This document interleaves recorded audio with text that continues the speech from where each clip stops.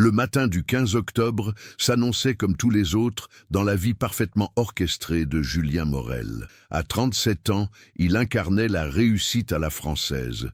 Costume sur mesure de chez Charvet, montre Patek Philippe hérité de son grand-père, et cette assurance tranquille qui ne s'acquiert qu'avec des générations de privilèges soigneusement cultivés.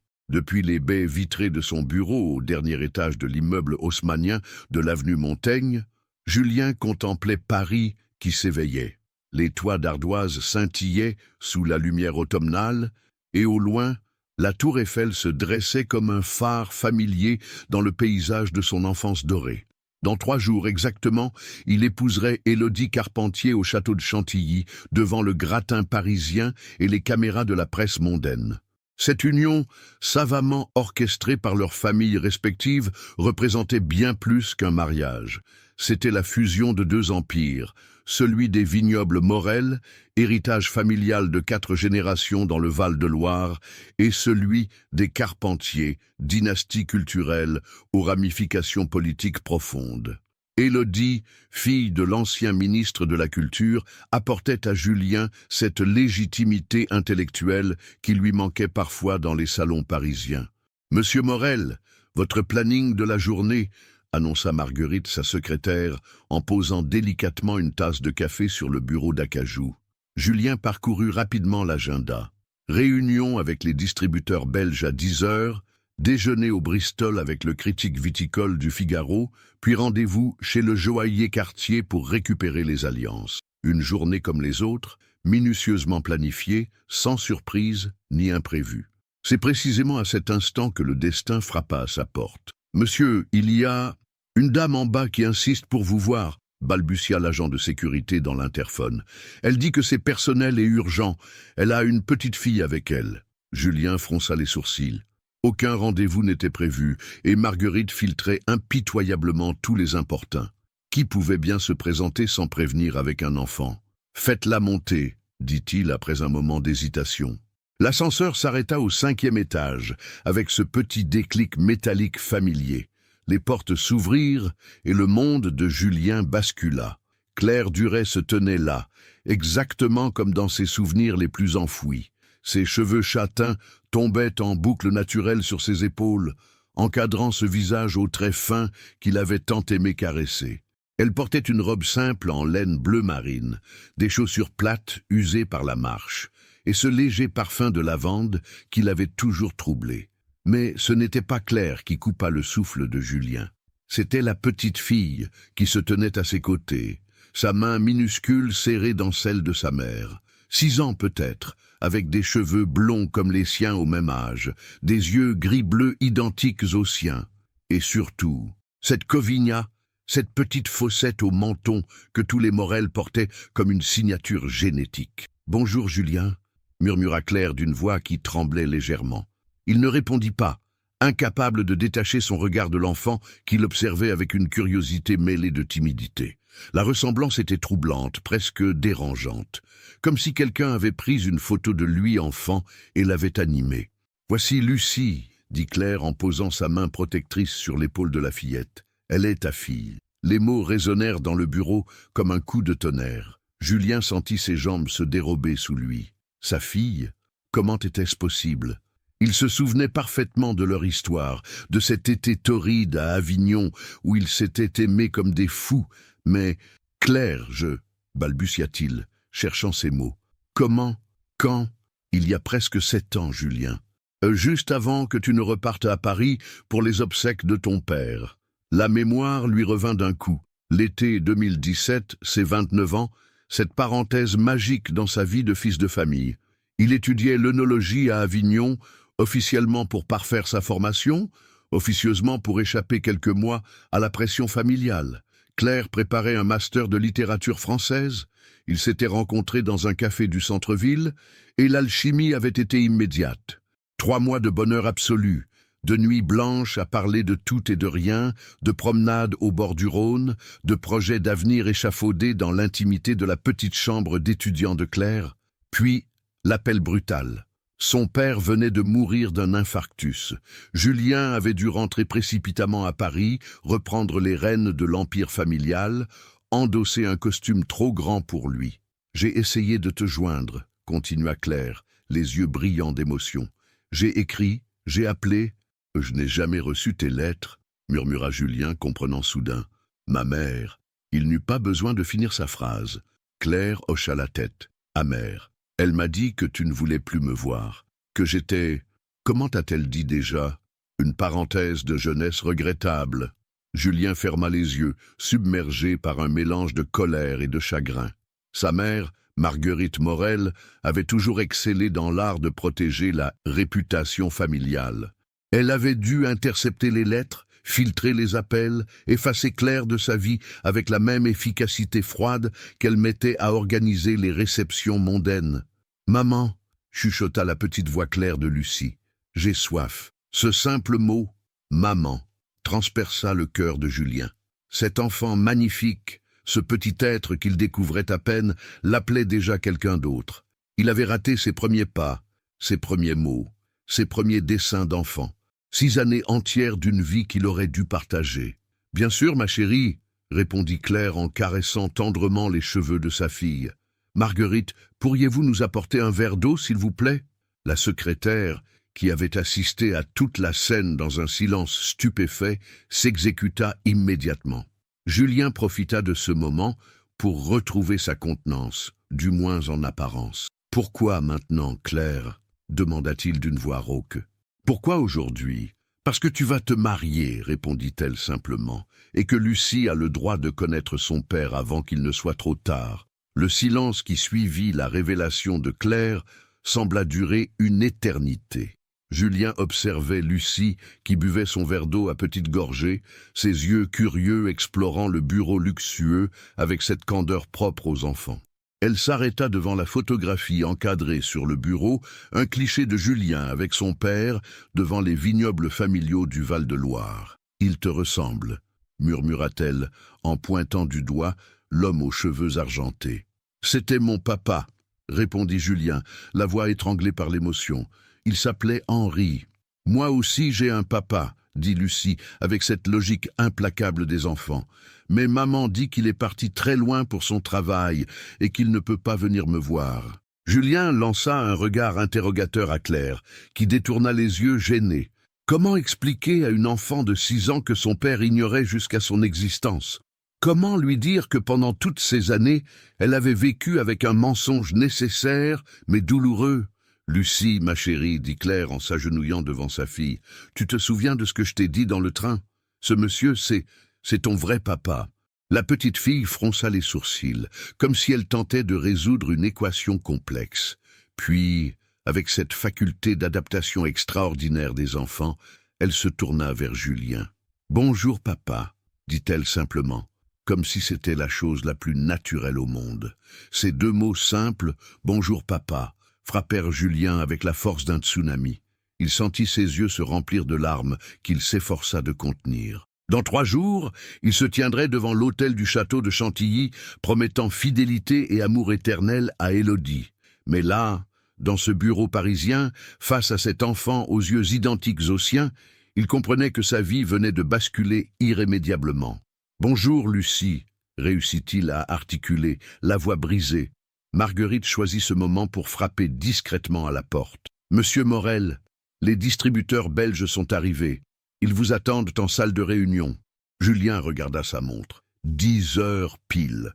Sa vie d'avant, celle faite de rendez-vous et de contraintes, réclamait ses droits.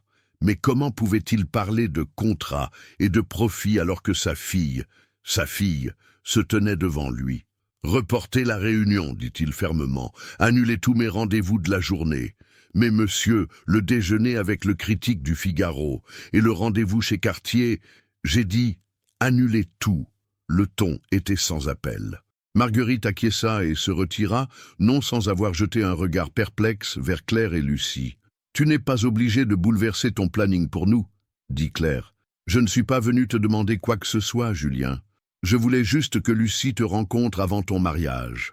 Après, nous repartirons à Nantes et nous ne te dérangerons plus. »« Nantes ?» répéta-t-il surpris. « J'enseigne dans une école primaire du quartier des Dervalières. Nous avons une petite vie tranquille là-bas. Lucie a ses amis, ses habitudes. Et financièrement, comment vous débrouillez-vous? Claire rougit légèrement, interprétant sa question comme une remise en cause de ses capacités. Nous nous débrouillons très bien, merci. Je ne suis pas venu te demander de l'argent, si c'est ce que tu penses. Ce n'est pas ce que je voulais dire, s'excusa rapidement Julien. J'essaie juste de comprendre. Pendant toutes ces années, tu as élevé notre fille seule, sans un mot de ma part. J'aurais dû être là, j'aurais dû vous aider, vous soutenir. Tu ne savais pas, coupa Claire doucement. Et quand bien même, qu'aurais-tu fait? Abandonner ton héritage familial, renoncer à ton monde pour une institutrice de province et sa fille? La question était pertinente, cruelle même. Julien savait qu'elle avait raison. En 2017, terrassé par la mort de son père et pressé de reprendre les rênes de l'empire familial, aurait-il eu le courage de choisir l'amour contre les convenances? Aurait-il défié sa mère, les actionnaires, tout le système qu'il avait façonné depuis l'enfance? « J'aurais essayé », murmura-t-il, sans grande conviction. Nous étions jeunes, Julien, trop jeunes pour ce genre de responsabilité. Tu avais un empire à sauver, moi j'avais mes études à terminer. Peut-être que le destin a bien fait les choses. Le destin, répéta-t-il amèrement. Le destin, c'est ma mère qui intercepte tes lettres. Le destin, c'est moi qui ignore l'existence de ma fille pendant 6 ans. Lucie, qui s'était rapprochée de la bibliothèque, leva soudain la tête. « Maman, pourquoi vous parlez de destin, comme dans les contes de fées ?» Claire sourit malgré elle et s'approcha de sa fille. « Oui, ma chérie, comme dans les contes de fées. Parfois, les princes et les princesses se perdent de vue, mais ils finissent toujours par se retrouver. Et après, ils sont heureux ?» demanda Lucie avec espoir. « Après, ils apprennent à se connaître », répondit Claire diplomatiquement. Julien les regardait, mère et fille, et une évidence s'imposait à lui. Elle formait déjà une famille parfaite, complète, harmonieuse. Avait-il le droit de s'immiscer dans cet équilibre fragile? Avait-il le droit de perturber la vie de cet enfant pour apaiser sa propre culpabilité? Son téléphone portable vibra. Un message d'Élodie. « Chérie, j'ai réservé une table chez l'Ambroisie ce soir pour dîner avec mes parents. Ils veulent absolument te reparler du plan de table. À tout à l'heure. Je t'aime.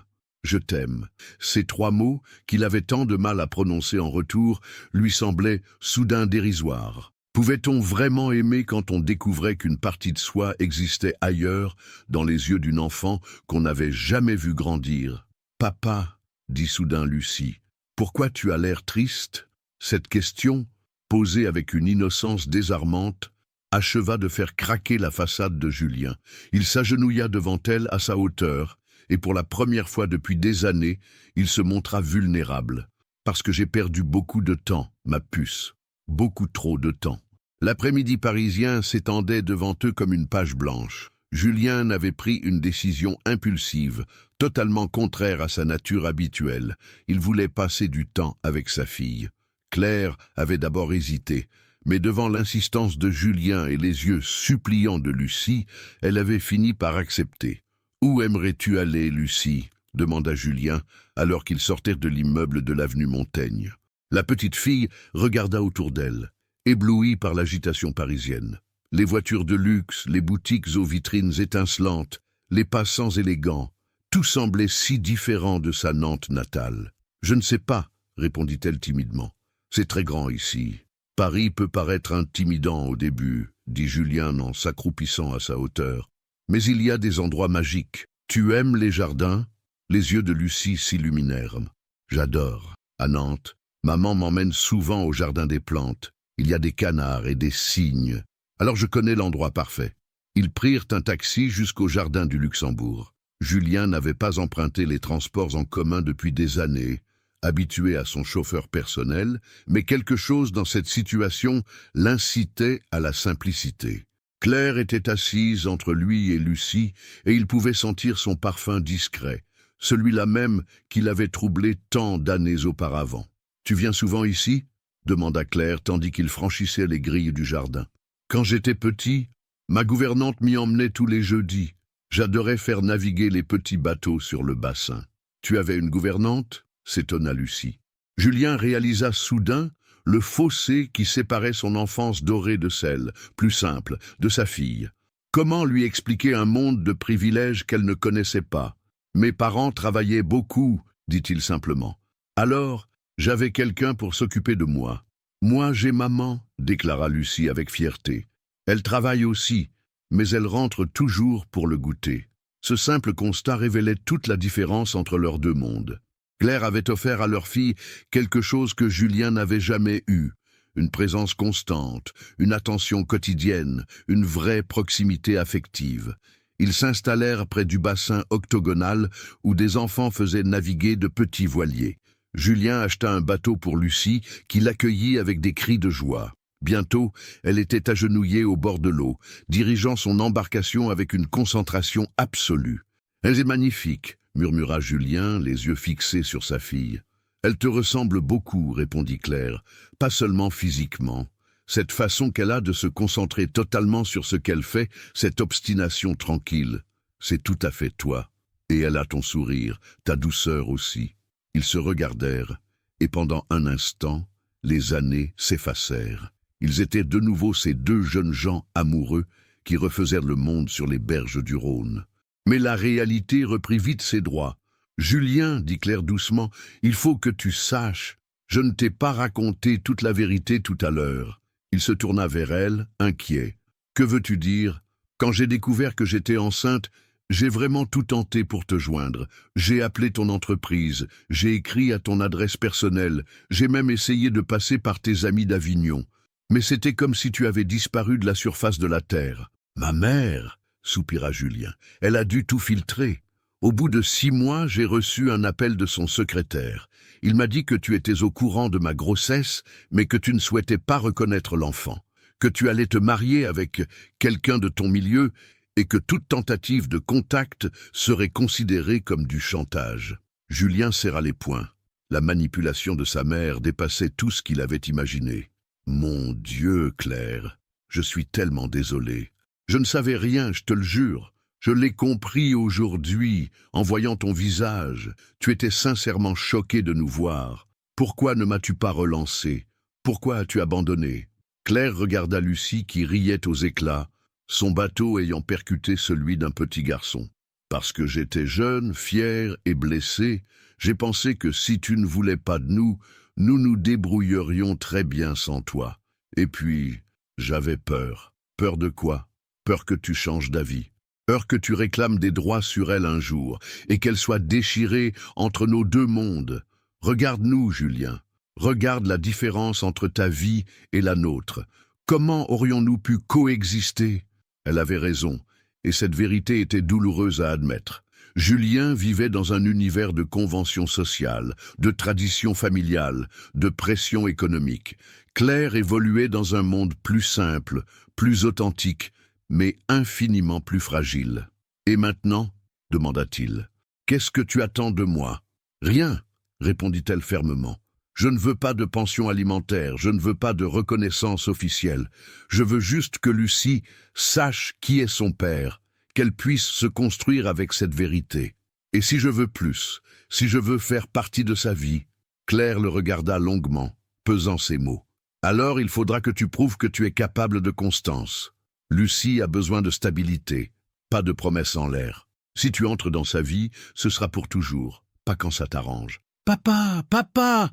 cria soudain Lucie en courant vers eux. « Regarde, mon bateau a gagné !» Ce mot, « papa », prononcé si naturellement, résonna dans le cœur de Julien comme une évidence. Pour la première fois de sa vie, il se sentait appelé par son vrai nom, pas par politesse ou par convention, mais par amour instinctif. « Bravo ma puce !» dit-il en la soulevant dans ses bras. « Tu es une vraie capitaine !» Lucie éclata de rire, et Julien comprit qu'il était en train de tomber amoureux. Pas de la façon dont il aimait Élodie, par raison et par habitude, mais de cette façon primitive, viscérale, inconditionnelle qui lie un père à son enfant. Au moment où il reposait Lucie sur le sol, son téléphone sonna. Le nom d'Élodie s'affichait sur l'écran. La réalité le rattrapa brutalement. « Julien, tu es où ? J'ai appelé ton bureau, Marguerite m'a dit que tu avais annulé tous tes rendez-vous. Il y a un problème ?» Il regarda Claire et Lucie, puis ferma les yeux. « Non, tout va bien.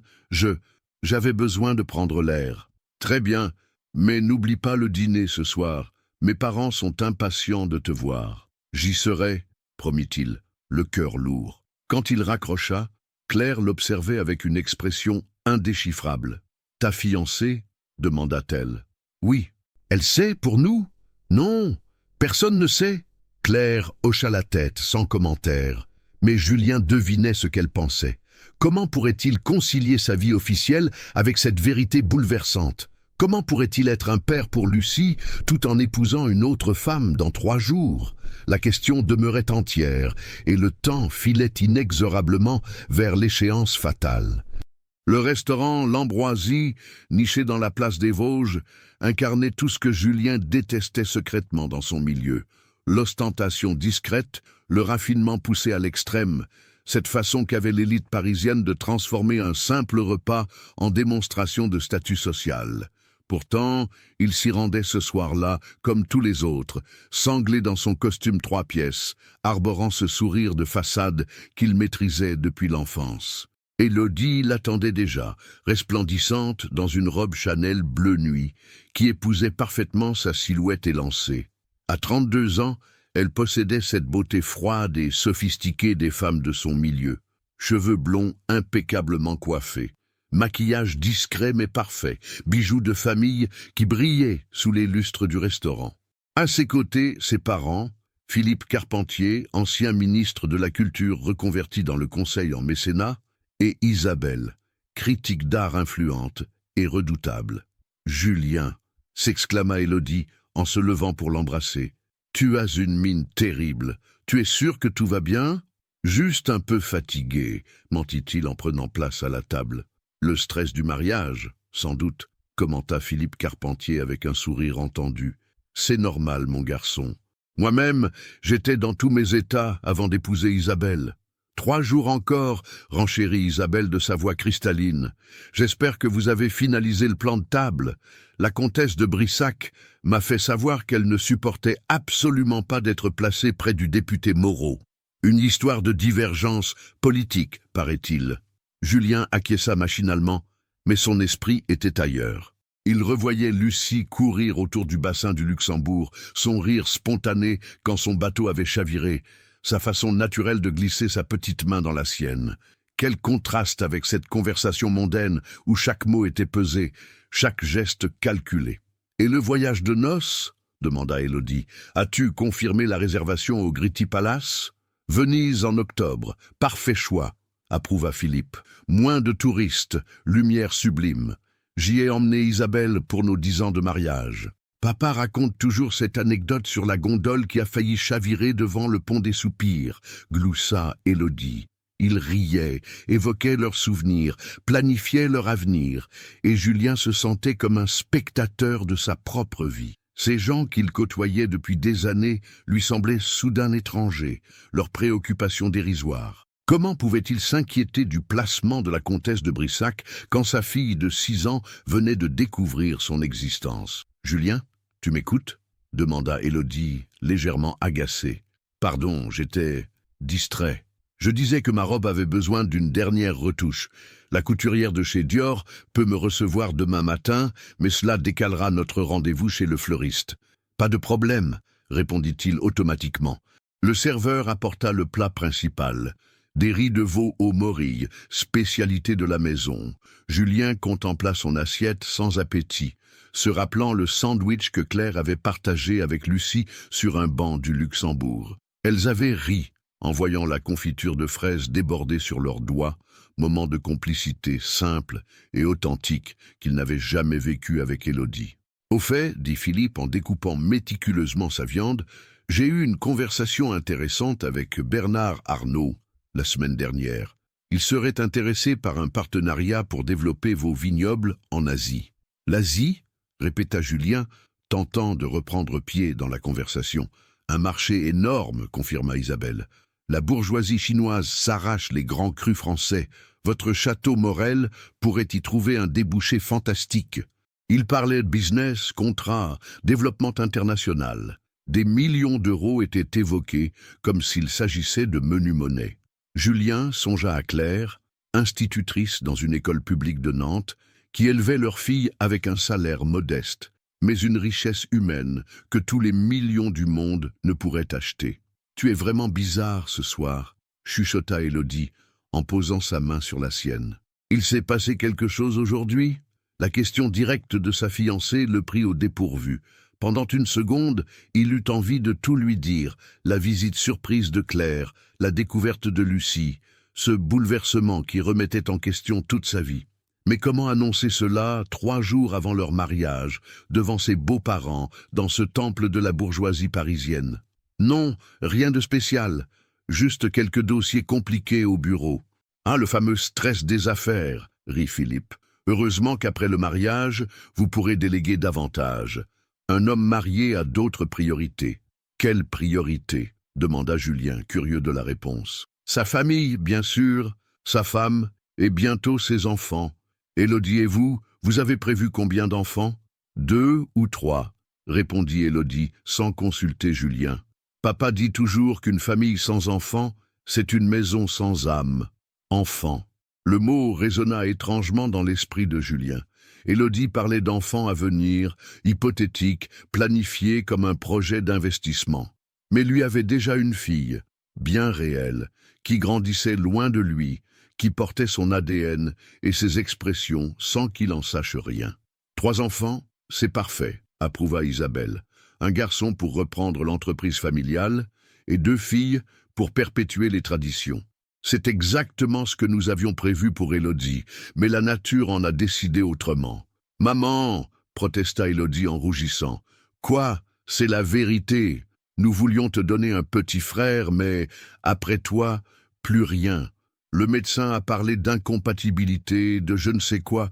Enfin, l'essentiel, c'est que vous puissiez fonder une belle famille. » Julien observait Élodie, sa future épouse, cette femme qu'il s'apprêtait à aimer, honorer et chérir devant Dieu et les hommes. Elle était belle, intelligente, parfaitement éduquée, issue du même milieu que lui. Sur le papier, leur union était idéale. Mais était-ce de l'amour ou simplement de la conformité sociale?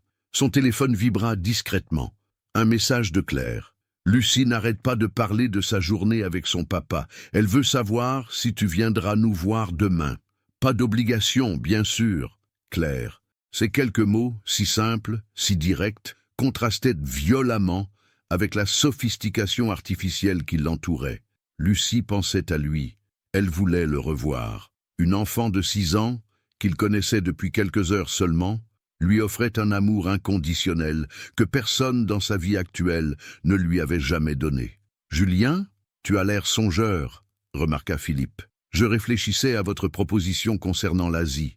C'est effectivement intéressant. » « Parfait, je peux arranger une rencontre avec Bernard après votre retour de voyage de noces, disons fin novembre. »« C'est noté, » répondit machinalement Julien. Fin novembre. Dans 6 semaines, il serait officiellement marié, installé dans sa nouvelle vie avec Élodie. Ils auraient peut-être commencé à aménager la nurserie du premier enfant, comme le voulait la tradition familiale. Et pendant ce temps, Lucie grandirait à Nantes, se demandant peut-être pourquoi son papa ne venait jamais la voir. Le dessert arriva, un soufflé au Grand Marnier, chef-d'œuvre de pâtisserie qui coûtait probablement l'équivalent du budget courses hebdomadaire de Claire. Julien le contempla sans le voir, l'esprit hanté par une question lancinante. Était-il en train de commettre la plus grande erreur de sa vie? Le lendemain matin, Julien se réveilla avec la sensation étrange d'avoir dormi dans la peau d'un autre. Son appartement de la rue de Varennes, avec ses meubles Louis XVI et ses œuvres d'art soigneusement sélectionnées par un décorateur renommé, lui semblait soudain étranger. Chaque objet, chaque tableau, chaque bibelot racontait l'histoire d'un homme qu'il ne reconnaissait plus.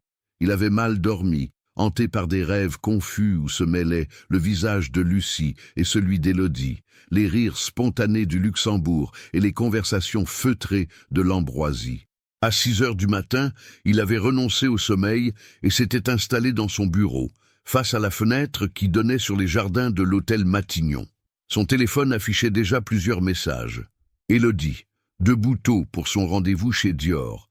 Sa mère qui s'inquiétait des derniers préparatifs. Son témoin, Alexandre, qui confirmait l'organisation de l'enterrement de vie de garçon prévu le soir même.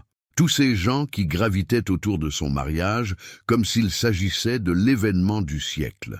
Mais il n'y avait qu'un seul message qui retenait vraiment son attention, celui de Claire, envoyé tard dans la nuit. « Si tu veux revoir Lucie aujourd'hui, nous serons au jardin des Tuileries vers 14 heures. Elle voudrait nourrir les canards. Aucune pression de ma part. Claire, nourrir les canards. » Cette activité si simple, si banale, lui semblait infiniment plus attirante que tous les rendez-vous sophistiqués de son agenda. Il regarda sa montre. 8 heures. Dans 6 heures, il pourrait retrouver sa fille. Sa fille. Ces mots continuaient de l'ébranler. Comment était-il possible qu'en l'espace de 24 heures, toute sa conception de l'existence soit remise en question? Il décida de se rendre au bureau à pied, espérant que la marche l'aiderait à clarifier ses pensées.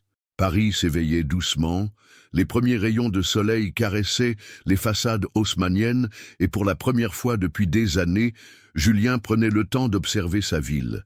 Les boulangers qui arrangeaient à leurs vitrines, les mères qui accompagnaient leurs enfants à l'école, les retraités qui promenaient leurs chiens dans les squares, toute cette vie simple et authentique qu'il avait oubliée dans sa course effrénée vers la réussite. En arrivant avenue Montaigne, il croisa Marguerite qui l'attendait avec son habituelle pile de dossiers urgents. « Monsieur Morel, dit-elle d'un ton légèrement réprobateur, vous avez manqué la réunion avec les distributeurs belges hier. Ils étaient très mécontents. Reportez-la à la semaine prochaine, répondit Julien distraitement. Mais monsieur, vous partez en voyage de noces lundi. Il faudrait vraiment... Marguerite, coupa-t-il, est-ce que vous avez des enfants? La question l'a pris au dépourvu. En 15 ans de collaboration, Julien ne s'était jamais intéressé à sa vie privée. Oui, monsieur. 2 filles. Pourquoi? Vous les voyez grandir? Bien sûr, monsieur, elles sont ma priorité absolue. Et si vous aviez découvert qu'une 3e fille existait, que vous ne la connaissiez pas, qu'est-ce que vous feriez?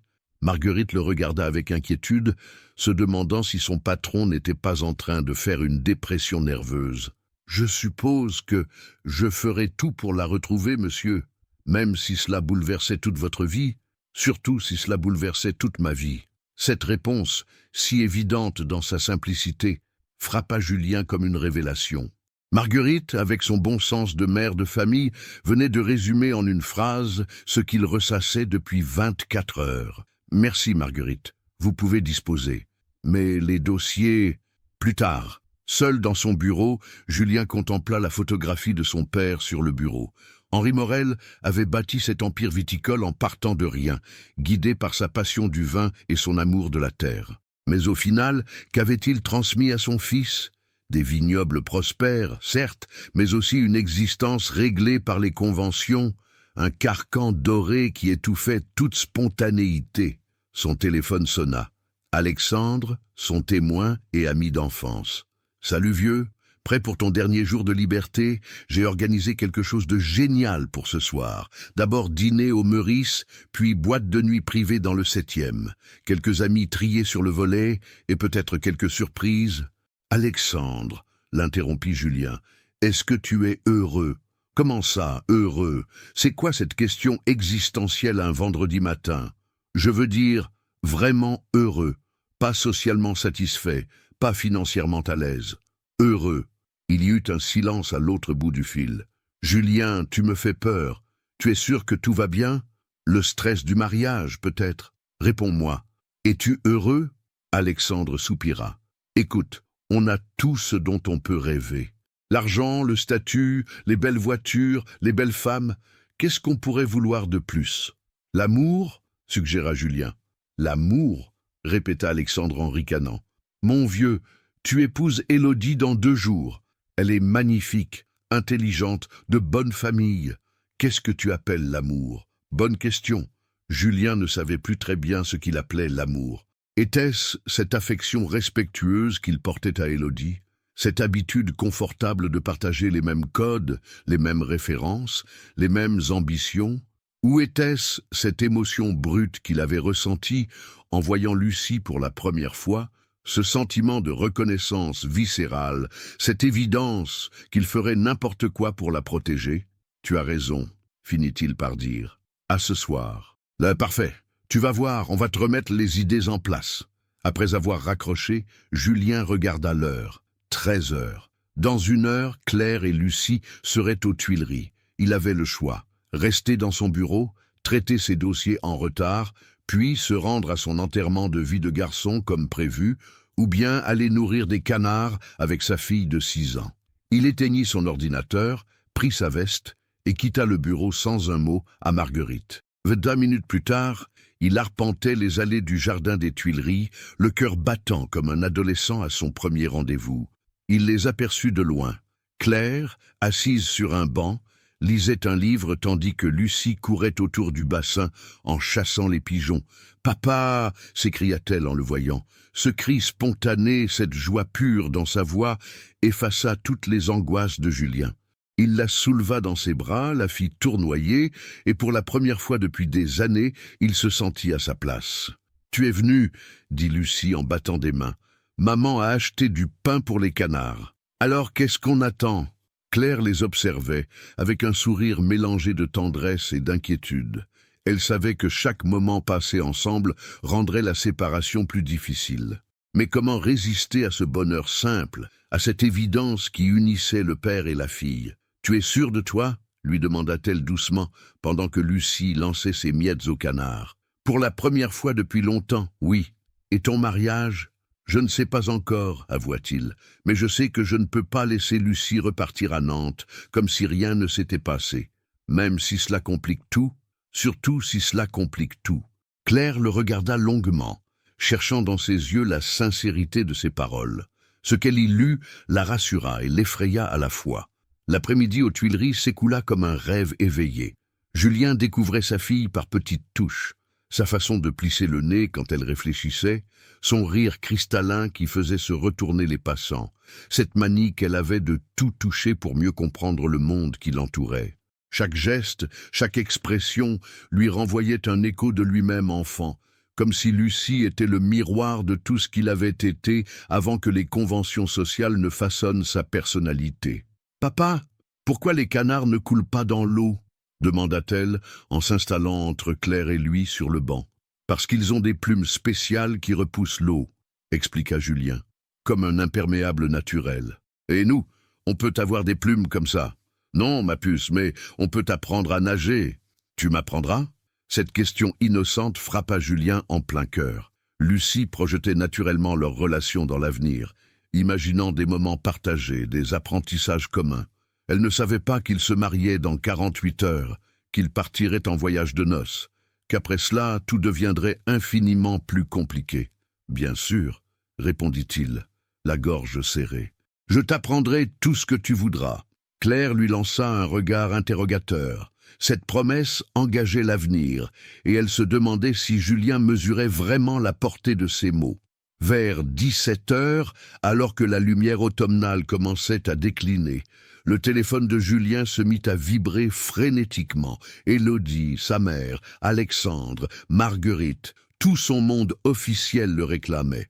Il regardait l'écran s'illuminer sans répondre, partagé entre l'envie de tout ignorer et le poids de ses responsabilités. « Tu devrais répondre, » dit doucement Claire. « Ils doivent s'inquiéter. Je ne veux pas gâcher ce moment. »« Lucie, ma chérie, va voir les poissons rouges dans le petit bassin là-bas, » dit Claire en désignant un point plus loin. « Nous arrivons dans 1 minute. » Lucie s'éloigna en sautillant et Claire se tourna vers Julien. « Il faut qu'on parle sérieusement, » dit-elle. « Tu te maries après-demain. Tu ne peux pas continuer à fuir tes obligations. Et si je ne veux plus de ces obligations? Julien, sois réaliste. Tu dirigeables un empire, des centaines d'emplois dépendent de toi. Tu ne peux pas tout abandonner sur un coup de tête. Même pour ma fille, surtout pour ta fille. Elle a besoin d'un père stable, pas d'un homme qui bouleverse sa vie par impulsion. » Claire avait raison, et sa lucidité était douloureuse. Julien savait qu'il ne pouvait pas simplement claquer la porte de son existence pour se construire une nouvelle vie avec elle. Mais comment concilier l'inconciliable? Son téléphone sonna à nouveau. Cette fois, c'était sa mère. « Julien, où es-tu » Élodie est dans tous ses états. Alexandre ne sait plus quoi penser. Et Marguerite me dit que tu as quitté le bureau sans prévenir. « Maman, j'avais besoin de réfléchir. » « Réfléchir? À 2 jours de ton mariage ? Julien, qu'est-ce qui te prend? Tu as des responsabilités. Justement, parlons de responsabilité. Est-ce que tu te souviens d'une certaine Claire Duret? Le silence qui suivit fut éloquent. Marguerite Morel ne s'attendait manifestement pas à cette question. « Qui t'a parlé de cette fille ?»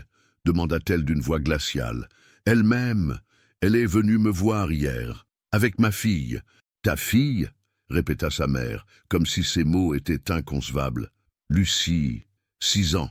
Elle me ressemble trait pour trait. Tu le savais, n'est-ce pas ?» Un nouveau silence, plus long cette fois. « Julien, je ne vois pas de quoi tu parles. Cette histoire n'a aucun sens. Arrête de mentir, explosa-t-il, attirant les regards des promeneurs. Claire m'a tout raconté. Les lettres interceptées, les appels filtrés, le message de ton secrétaire lui disant que je ne voulais pas reconnaître l'enfant. Comment as-tu pu faire ça ? J'ai protégé notre famille, s'emporta Marguerite à son tour. Cette fille n'était qu'une aventure de jeunesse. Tu avais un empire à reprendre, un nom à honorer. Je n'allais pas laisser une petite provinciale ruiner ton avenir. Mon avenir ou le tien, tu avais peur que cela nuise à ta précieuse réputation, c'est ça? Julien, tu ne comprends pas. Cette fille, elle n'est pas de notre monde. Comment aurais-tu pu construire quelque chose de solide avec elle ? Et Élodie, elle est de notre monde.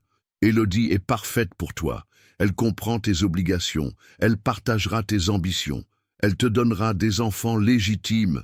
Des enfants légitimes. Lucie est ma fille, maman. Mon sang coule dans ses veines. Écoute-moi bien, Julien, dit Marguerite d'une voix coupante. Cette histoire appartient au passé. Tu te maries dans 2 jours avec une femme remarquable. Si cette... Claire cherche à faire du chantage, nous avons des avocats pour cela. Du chantage! Tu es complètement folle, elle ne veut rien, elle est juste venue me présenter ma fille. Alors tant mieux, dis-lui que tu la remercias pour cette information, donne-lui un chèque pour ses frais et qu'on n'en parle plus.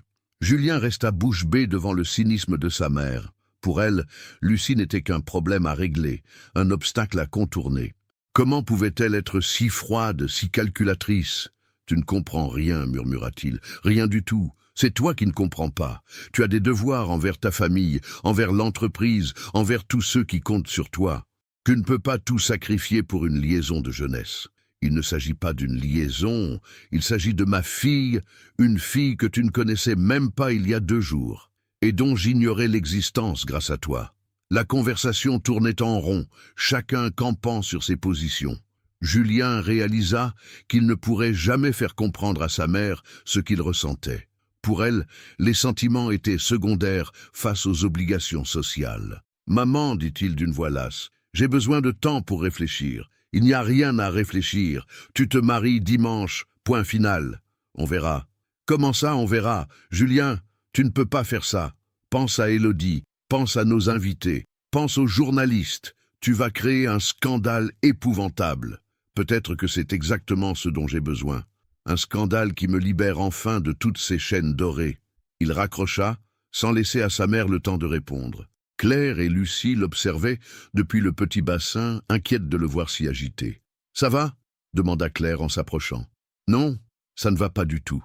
Mais pour la première fois depuis des années, je sais exactement ce que je veux faire. » Lucie glissa sa main dans la sienne, geste simple et naturel qui acheva de le convaincre. Quoi qu'il lui en coûte, il ne laisserait plus personne lui dicter ses choix. Sa fille avait le droit d'avoir un père présent et lui avait le droit de rattraper 6 années perdues. « Claire, dit-il en la regardant droit dans les yeux, est-ce que tu accepterais que je fasse partie de votre vie? Pour de bon, je veux dire. Julien, je sais que c'est compliqué, je sais que nos mondes sont différents. Mais Lucie mérite mieux qu'un père fantôme. Et moi, j'ai besoin de vous deux. » Claire le regarda longuement, pesant le pour et le contre de cette proposition qui changerait tout. « Et ton mariage ? Il n'aura peut-être pas lieu. » Claire ne répondit pas immédiatement à la proposition de Julien. Elle observait Lucie, qui s'amusait à faire des ricochets avec de petits cailloux sur le bassin, inconsciente de la tempête émotionnelle qui se jouait autour d'elle. Cet enfant magnifique, fruit de leur amour d'autrefois, méritait-elle d'être mêlée aux complications de la vie d'adulte? « Julien, dit finalement Claire, tu parles d'annuler ton mariage à 2 jours de la cérémonie. Tu réalises ce que cela implique? Les conséquences sur ta réputation, ton entreprise, ta famille, j'y ai pensé toute la journée, et je me suis rendu compte que j'avais plus peur de ces conséquences que du vide de ma vie actuelle. Le vide? Tu exagères peut-être? Non, Claire. Je me lève chaque matin pour jouer un rôle que je n'ai pas choisi. Je dirige une entreprise que j'ai héritée par obligation. Je fréquente des gens qui m'ennuient. Je vais épouser une femme que j'estime mais que je n'aime pas vraiment. Hier encore, j'appelais ça la réussite. Aujourd'hui, j'appelle ça de la lâcheté. Claire sentait la sincérité dans sa voix, mais elle connaissait aussi la force des habitudes et des pressions sociales. Et dans 6 mois, quand la nouveauté de cette paternité retrouvée se sera estompée, quand tu regretteras ta vie d'avant, cela n'arrivera pas. Comment peux-tu en être si sûr? Julien regarda Lucie qui revenait vers eux en sautillant, ses petites chaussures éclaboussant l'eau du bassin. Parce que quand je la regarde, j'ai l'impression de me regarder dans un miroir. Pas physiquement seulement, mais profondément. Elle a cette curiosité naturelle, cette joie spontanée que j'avais avant qu'on m'apprenne à les réprimer. Avec elle, je redeviens moi-même. Et avec moi, demanda Claire doucement. La question le prit au dépourvu.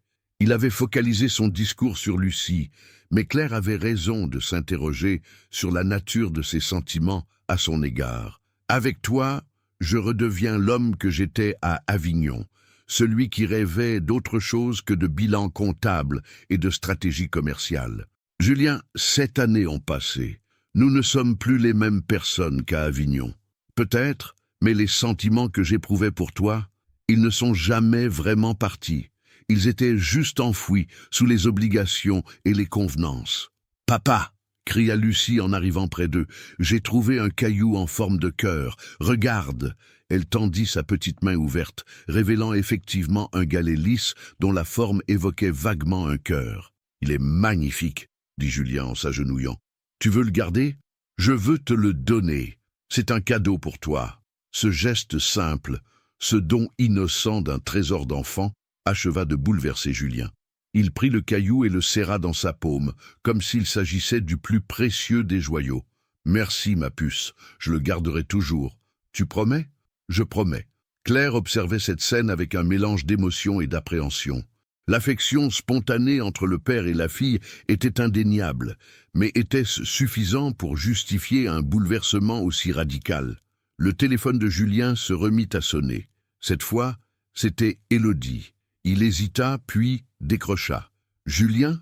Enfin, j'essaie de te joindre depuis des heures. Où es-tu? Je me promène. » « Tu te promènes, la veille de ton enterrement de vie de garçon. Alexandre est fou d'inquiétude. Ta mère n'arrête pas de m'appeler, et moi je ne comprends rien. Il se passe quoi ?» Julien regarda Claire et Lucie, puis ferma les yeux. Le moment de vérité était arrivé. « Élodie, il faut qu'on parle, tous les deux, en privé. »« Maintenant? Mais j'ai rendez-vous chez l'esthéticienne dans 1 heure. Puis essayage final de la robe. C'est important. » « Et plus important que notre mariage? Peut-être. » Il y eut un silence, à l'autre bout du fil. Élodie n'était pas habituée à ce ton grave, à cette remise en question implicite. « Julien, tu me fais peur. Qu'est-ce qui se passe? Retrouve-moi au café de Flore dans 1 heure, s'il te plaît. »« Mais 1 heure, Élodie, c'est crucial. » Il raccrocha, conscient qu'il venait de franchir un point de non-retour. Claire l'observait avec inquiétude. « Tu vas lui dire? Pour nous? » « Je vais lui dire la vérité, toute la vérité. Et si elle refuse de comprendre, alors notre mariage n'aurait de toute façon pas eu de sens. » Lucie, qui sentait la tension entre les adultes sans la comprendre, s'approcha de sa mère. « Maman, pourquoi papa a l'air triste? » »« Il n'est pas triste, ma chérie. Il réfléchit, c'est tout. » À quoi il réfléchit? Claire chercha ses mots, ne sachant comment expliquer la situation à une enfant de 6 ans. Il réfléchit à comment organiser sa vie, pour qu'on puisse se voir plus souvent. « Tous les jours ?» demanda Lucie avec espoir. « On verra, ma puce. Moi, j'aimerais bien voir papa tous les jours. » Cette déclaration innocente toucha Julien au plus profond. Sa fille exprimait naturellement ce qu'il ressentait, l'envie d'une présence quotidienne, d'une vie partagée, d'un bonheur simple et authentique. « Écoute, Claire, dit-il en se tournant vers elle, Je ne sais pas comment tout cela va se terminer. Je ne sais pas si j'aurai le courage d'aller au bout de mes convictions, mais je sais que je ne peux plus faire semblant. Je ne peux plus épouser Élodie en sachant que mon cœur est ailleurs. « Et où est ton cœur » demanda-t-elle en le regardant droit dans les yeux. « Ici, avec vous deux, avec la famille que nous aurions pu former si les circonstances avaient été différentes. Aurions pu ou pouvons encore? Cela dépend de toi. » Claire resta silencieuse un long moment, pesant le pour et le contre de cette décision qui changerait non seulement sa vie, mais aussi celle de Lucie. « Si tu annules ce mariage, dit-elle finalement, il n'y aura pas de retour en arrière possible. Tu devras assumer les conséquences jusqu'au bout. Je le sais. Et si les pressions de ta famille, de ton milieu, deviennent trop fortes, si tu regrettes ton choix, alors je ne mériterai ni toi, ni Lucie. » Cette réponse sembla la convaincre. Elle hocha lentement la tête. « Dans ce cas, oui, je veux bien essayer. Pour Lucie et pour nous. » Julien sentit un poids énorme sauter de ses épaules. Pour la première fois depuis des années, il avait l'impression de respirer librement. « Merci, » murmura-t-il. « Ne me remercie pas encore. Le plus difficile reste à faire. » Elle avait raison. Dans moins d'une heure, il devrait affronter Élodie, lui avouer la vérité, probablement briser son cœur et déclencher un scandale retentissant. Mais curieusement, cette perspective ne l'effrayait plus.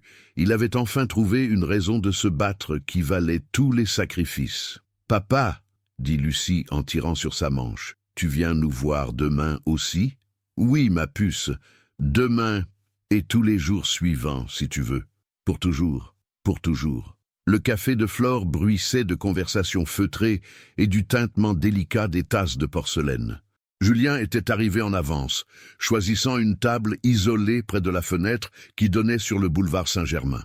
Il tournait machinalement le petit caillou en forme de cœur entre ses doigts, talisman inattendu qui lui donnait le courage d'affronter ce moment redoutable. Élodie apparut dans l'encadrement de la porte, magnifique comme toujours dans son tailleur Chanel écru, ses cheveux blonds parfaitement coiffés malgré sa journée chargée. Elle le repéra immédiatement et se dirigea vers lui d'un pas déterminé, mais Julien perçut dans son regard une inquiétude qu'elle tentait de dissimuler. « Julien, » dit-elle en s'asseyant face à lui, « j'espère que tu as une excellente raison de me faire venir ici dans un état pareil. J'ai dû annuler mon massage, reporter l'essayage, et ma mère n'arrête pas de m'appeler pour savoir où tu es passé. »« Ah, Élodie, » commença-t-il d'une voix qu'il s'efforçait de garder calme, « il faut que je te raconte quelque chose qui va peut-être tout changer. »« Tout changer ?» répéta-t-elle en fronçant les sourcils. « Julien, nous nous marions dans 2 jours. Qu'est-ce qui pourrait tout changer à ce point ?» Il prit une profonde inspiration. Le moment était venu de libérer 6 années de secrets, de mensonges involontaires, de vérités confisquées. Hier matin, une femme est venue me voir à mon bureau. Une femme que j'ai connue il y a 7 ans quand j'étudiais à Avignon. Elle s'appelle Claire Duret. Élodie l'écoutait attentivement, mais son visage demeurait impassible.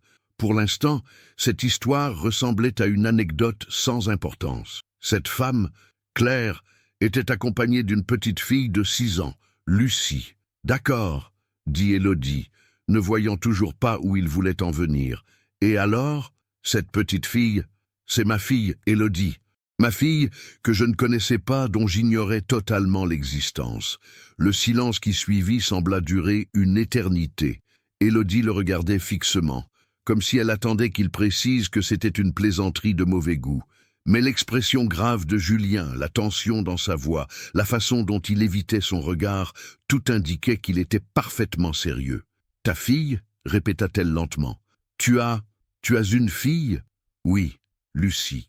Elle a 6 ans, elle vit à Nantes avec sa mère, et elle me ressemble trait pour trait. Mais comment est-ce possible? Comment peux-tu avoir une fille sans le savoir ?» Julien lui raconta tout. L'été d'Avignon, sa relation avec Claire, la mort brutale de son père qui l'avait contraint à rentrer précipitamment à Paris, et surtout les manipulations de sa mère qui avaient intercepté toutes les tentatives de contact de Claire. « Ta mère savait ?» s'exclama Élodie, abasourdie. « Ta mère savait que tu avais une fille et elle ne t'a rien dit ?» Elle a voulu me protéger, selon elle. Protéger la famille, l'entreprise, ma réputation.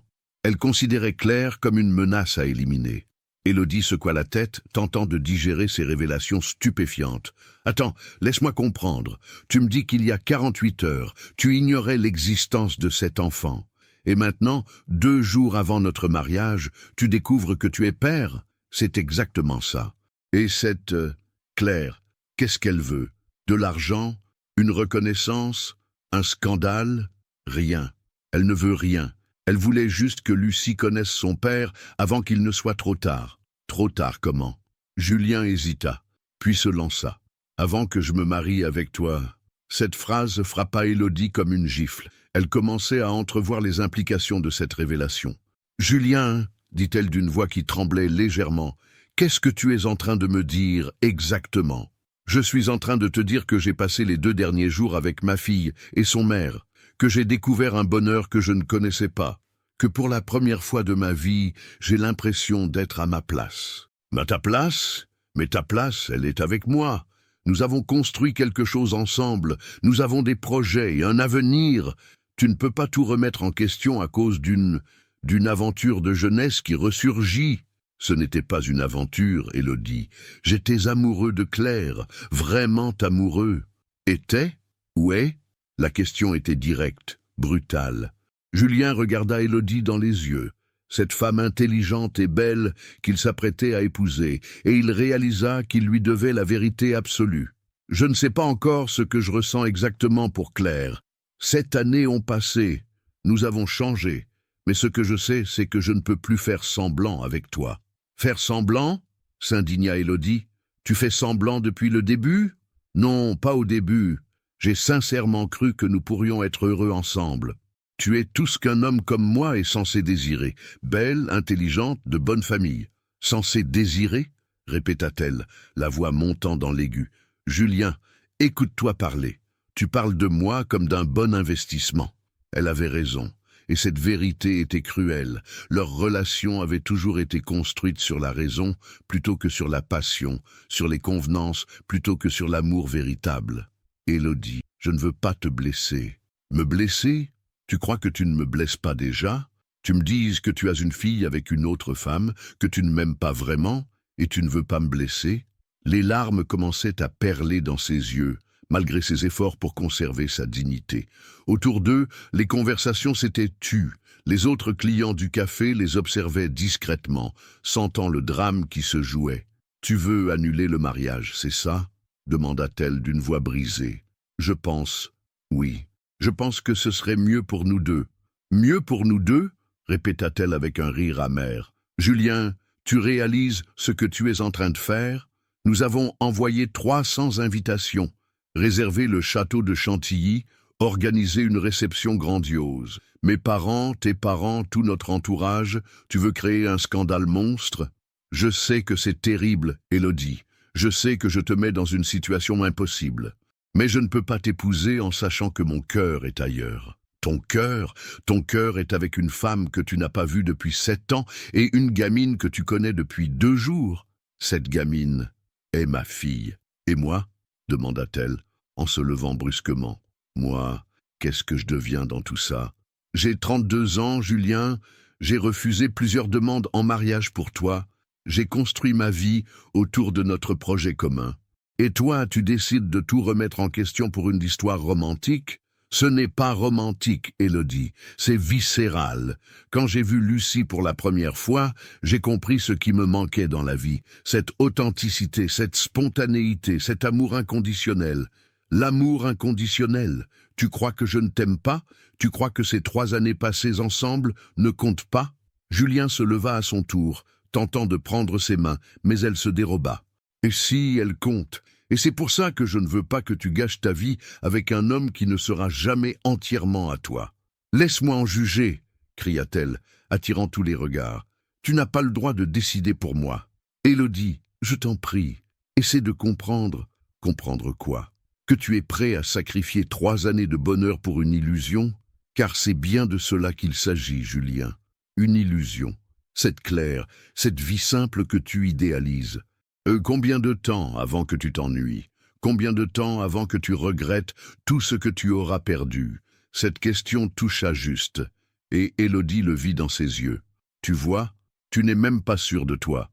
Alors, comment peux-tu prendre une décision aussi radicale? Julien sortit le petit caillou de sa poche et le posa sur la table entre eux. Parce que ma fille m'a offert ça aujourd'hui. Un caillou en forme de cœur. Et pour la première fois de ma vie, j'ai reçu un cadeau qui ne coûtait rien mais qui valait tout. Élodie regarda le petit galet avec un mélange de mépris et de tristesse. Un caillou, murmura-t-elle. Tu détruis notre avenir pour un caillou. Non, je détruis notre avenir pour avoir une chance de construire le mien. Élodie sortit du café de Flore dans un état second, laissant Julien seul face au regard curieux des autres clients. Il régla l'addition d'un geste machinal, l'esprit encore hanté par l'expression de souffrance qu'il avait lue dans les yeux de sa désormais ex-fiancée. Faire le bon choix n'immunisait pas contre la culpabilité de briser le cœur de quelqu'un. Son téléphone se mit immédiatement à vibrer. D'abord un message d'Alexandre. « Mec, Élodie vient de m'appeler en larmes. Qu'est-ce qui se passe? L'enterrement de vie de garçon est maintenu ou pas ?» Puis un appel de sa mère qu'il laissa sonner dans le vide. Ensuite Marguerite, son assistante, probablement alertée par les Carpentier. Et enfin, le plus redoutable, Philippe Carpentier en personne. « Julien, qu'est-ce que c'est que cette histoire insensée qu'Élodie vient de me raconter? Une fille cachée? Vous plaisantez, j'espère ? » « Non, monsieur Carpentier, c'est la vérité. » « La vérité ? Mais enfin, mon garçon, vous vous rendez compte de la situation. Nous avons 300 invités demain. Le château de Chantilly est réservé, le traiteur engagé, les fleurs commandées, sans compter les journalistes de Paris Match et du Figaro qui couvrent l'événement. Je sais que c'est catastrophique, mais... Catastrophique? C'est au-delà de catastrophique. C'est un scandale social. Votre famille et la nôtre sont liées depuis des décennies. Comment pouvez-vous nous faire ça? Julien sentait le poids des conventions sociales s'abattre sur lui comme une chape de plomb.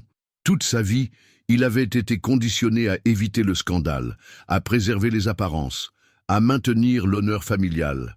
Mais pour la première fois, quelque chose d'autre pesait plus lourd dans la balance.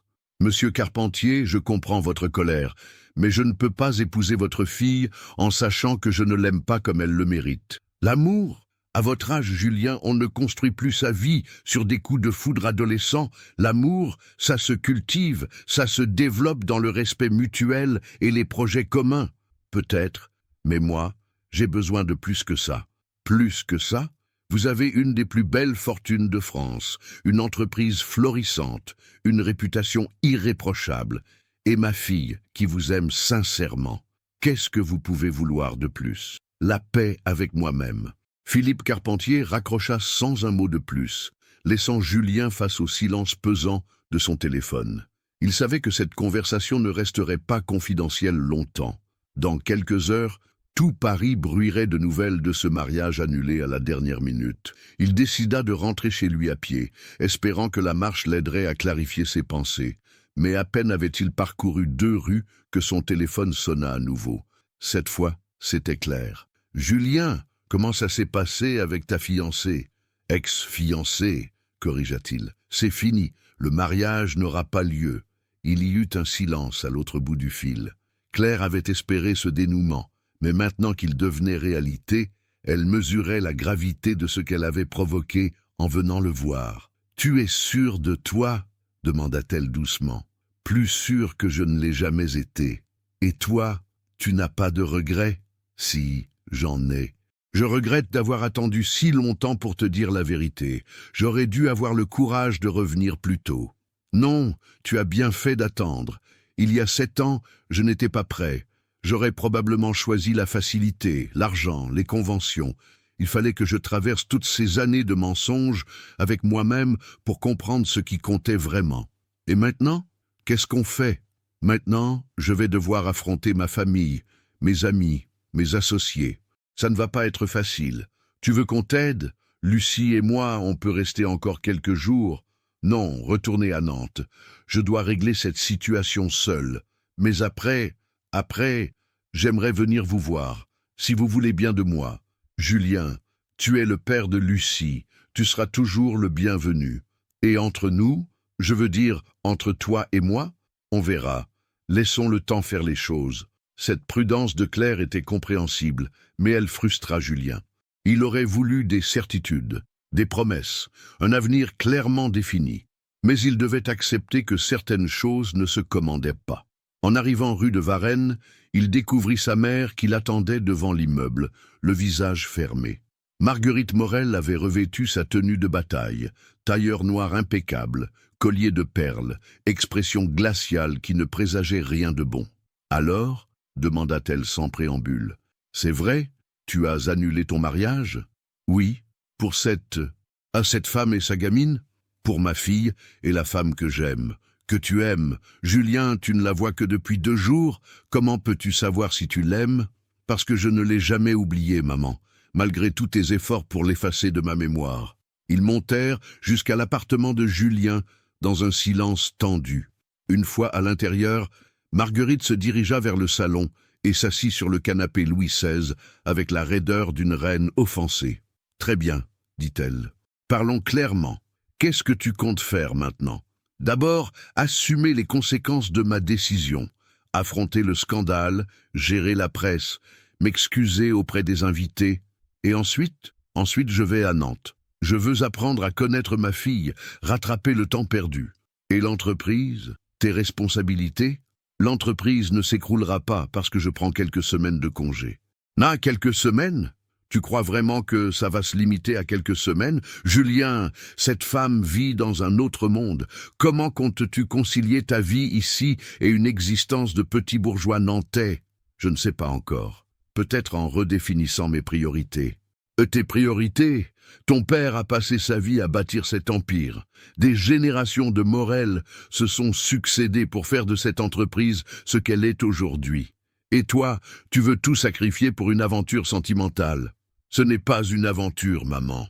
C'est ma famille. Ta famille, c'est moi. C'est notre nom, notre patrimoine, notre héritage. Mon héritage, c'est aussi cette petite fille qui porte mes gènes et qui mérite d'avoir un père présent. Marguerite se leva brusquement, le visage rouge de colère. « Si tu fais ça, Julien, si tu pars à Nantes pour jouer au papa-poule avec cette gamine, tu ne pourras plus compter sur moi. Je ne cautionnerai pas cette folie. Libre à toi, maman, mais ma décision est prise. » Oh, ta décision. Tu crois que c'est ta décision ? Tu es manipulé par cette femme. Elle a attendu le bon moment pour ressurgir dans ta vie, juste avant ton mariage, avec cet enfant comme arme de chantage. Claire ne manipule personne.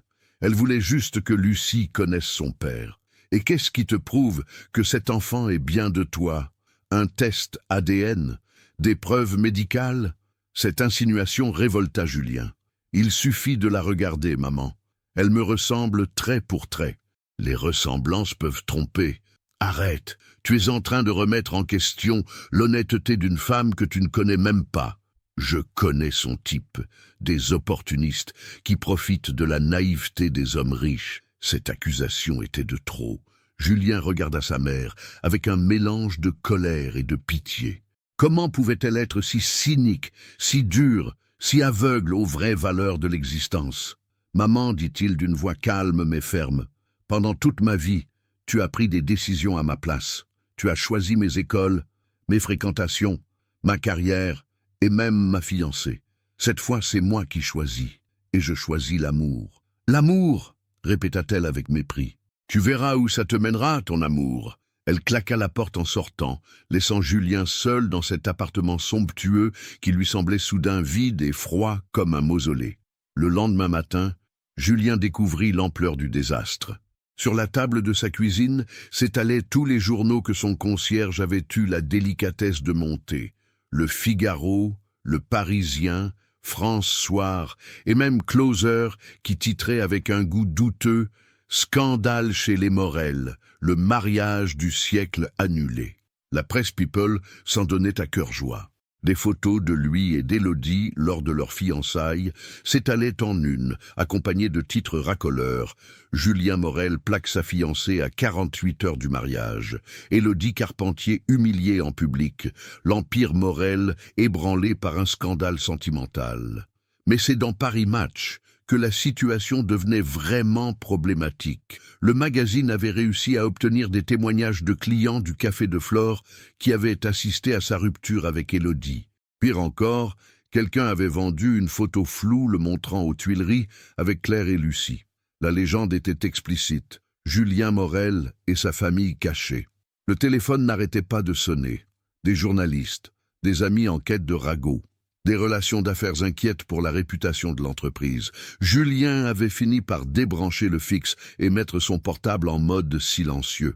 À 10 heures, Marguerite, son assistante, débarqua avec une mine catastrophée. « Monsieur Morel, dit-elle en posant une pile de fax sur la table, c'est un désastre. Les invités appellent pour savoir si la cérémonie est maintenue, les journalistes harcèlent le Standard et les actionnaires demandent une assemblée extraordinaire. Une assemblée extraordinaire pour un mariage annulé? Ce n'est pas le mariage qui les inquiète, monsieur, c'est l'image de l'entreprise. Les vignobles Morel ont toujours incarné la tradition, l'élégance, la respectabilité française. Ce genre de scandale peut affecter notre côte sur les marchés internationaux. » Julien parcourut rapidement les fax. Effectivement, plusieurs clients prestigieux, des chaînes d'hôtels de luxe, des distributeurs asiatiques, demandaient des clarifications sur sa situation personnelle. Dans le monde des affaires de prestige, l'image était souvent plus importante que le produit lui-même. « Que proposez-vous » demanda-t-il à Marguerite. « Une conférence de presse. Vous expliquez calmement que vous avez pris cette décision pour des raisons personnelles, que cela n'affectera en rien la gestion de l'entreprise, et vous présentez vos excuses à tous ceux qui ont été dérangés par cette situation. Sans mentionner Lucie, surtout sans mentionner l'enfant. Si vous confirmez publiquement son existence, les médias vont se jeter sur cette histoire comme des vautours. Cette petite fille va devenir un objet de curiosité publique. » Marguerite avait raison. Et cette perspective terrifia Julien. Il imaginait déjà les paparazzis postés devant l'école de Lucie à Nantes, les photographes tentant de saisir des images de sa fille pour alimenter la machine médiatique. Comment protéger une enfant de 6 ans de cette folie? Son téléphone portable se mit à vibrer. Claire. « Julien, tu as vu les journaux ?»« Oui. Comment va Lucie ?»« Elle ne comprend pas très bien. Elle a vu sa photo dans un magazine que quelqu'un lisait dans le train. Elle m'a demandé pourquoi elle était célèbre. Mon Dieu, Claire, je suis désolé. Je n'avais pas imaginé que ça prendrait de telles proportions. Ce n'est pas ta faute. Mais maintenant, qu'est-ce qu'on fait? Des journalistes m'ont appelé l'école. D'autres sont venus sonner chez moi. Ma concierge dit qu'il y a une camionnette avec des photographes garés dans la rue. » Julien serra les poings. Exactement ce qu'il craignait était en train d'arriver. Sa décision personnelle était en train de devenir un cirque médiatique dont Lucie ferait les frais. « Écoute, dit-il, je vais organiser une conférence de presse pour clarifier la situation. En attendant, peux-tu emmener Lucie quelque part où vous serez tranquille? Chez tes parents, peut-être. Mes parents habitent en Bretagne. Je peux l'y conduire pour quelques jours. Fais ça. Et surtout, ne répondez à aucune question des journalistes. Julien, tu regrettes ta décision, je veux dire. » Cette question le surprit. Malgré le chaos qui l'entourait, malgré la pression, malgré les conséquences qu'il n'avait pas anticipées, il n'éprouvait aucun regret. Non, pas une seconde. Mais je réalise que j'aurais dû mieux gérer les choses, vous protéger davantage. On s'en sortira, dit Claire avec cette force tranquille qu'il avait toujours admirée chez elle. L'important, c'est que tu aies fait le bon choix. Après avoir raccroché, Julien convoqua Marguerite pour organiser la conférence de presse. Elle eut lieu à 14 heures dans les bureaux de l'avenue Montaigne, devant une quinzaine de journalistes avides de révélations croustillantes. Julien s'était préparé mentalement, costume impeccable, cravate sobre, expression grave mais sereine. Il fallait donner l'image d'un homme responsable qui assumait ses choix sans pour autant livrer sa vie privée en pâture. « Mesdames et messieurs, commença-t-il, j'ai souhaité m'exprimer publiquement pour clarifier une situation qui a donné lieu à de nombreuses spéculations dans la presse. » Il s'arrêta, balayant l'assistance du regard. Au premier rang, il reconnut la journaliste de Paris Match qui avait publié la photo de Claire et Lucie. « Et il est exact que j'ai pris la décision d'annuler mon mariage avec mademoiselle Élodie Carpentier. Cette décision, que j'assume entièrement, répond à des raisons personnelles profondes que je ne développerai pas davantage. » Les mains se levèrent immédiatement. « Monsieur Morel, est-il vrai que vous avez une liaison avec une institutrice de Nantes ?» cria un journaliste. « Monsieur Morel, cette femme a-t-elle un enfant de vous ?» renchérit un autre. « L'enfant photographié aux Tuileries est-elle votre fille ?» insista la journaliste de Paris Match. Julien leva la main pour réclamer le silence. « Je ne répondrai à aucune question concernant ma vie privée ou celle de tierces personnes. Je suis ici pour vous parler de l'entreprise familiale et de son avenir. Mais les actionnaires s'inquiètent de votre stabilité personnelle, » protesta un journaliste économique. « Mon état personnel n'affecte en rien mes compétences professionnelles. Les vignobles Morel continueront à prospérer sous ma direction, comme ils l'ont fait ces 7 dernières années. »« Comptez-vous épouser cette institutrice ?» demanda une journaliste de Closer. « Je viens de vous dire que je ne répondrai pas aux questions sur ma vie privée. Allez-vous reconnaître officiellement cet enfant ?» Cette fois, Julien perdit patience.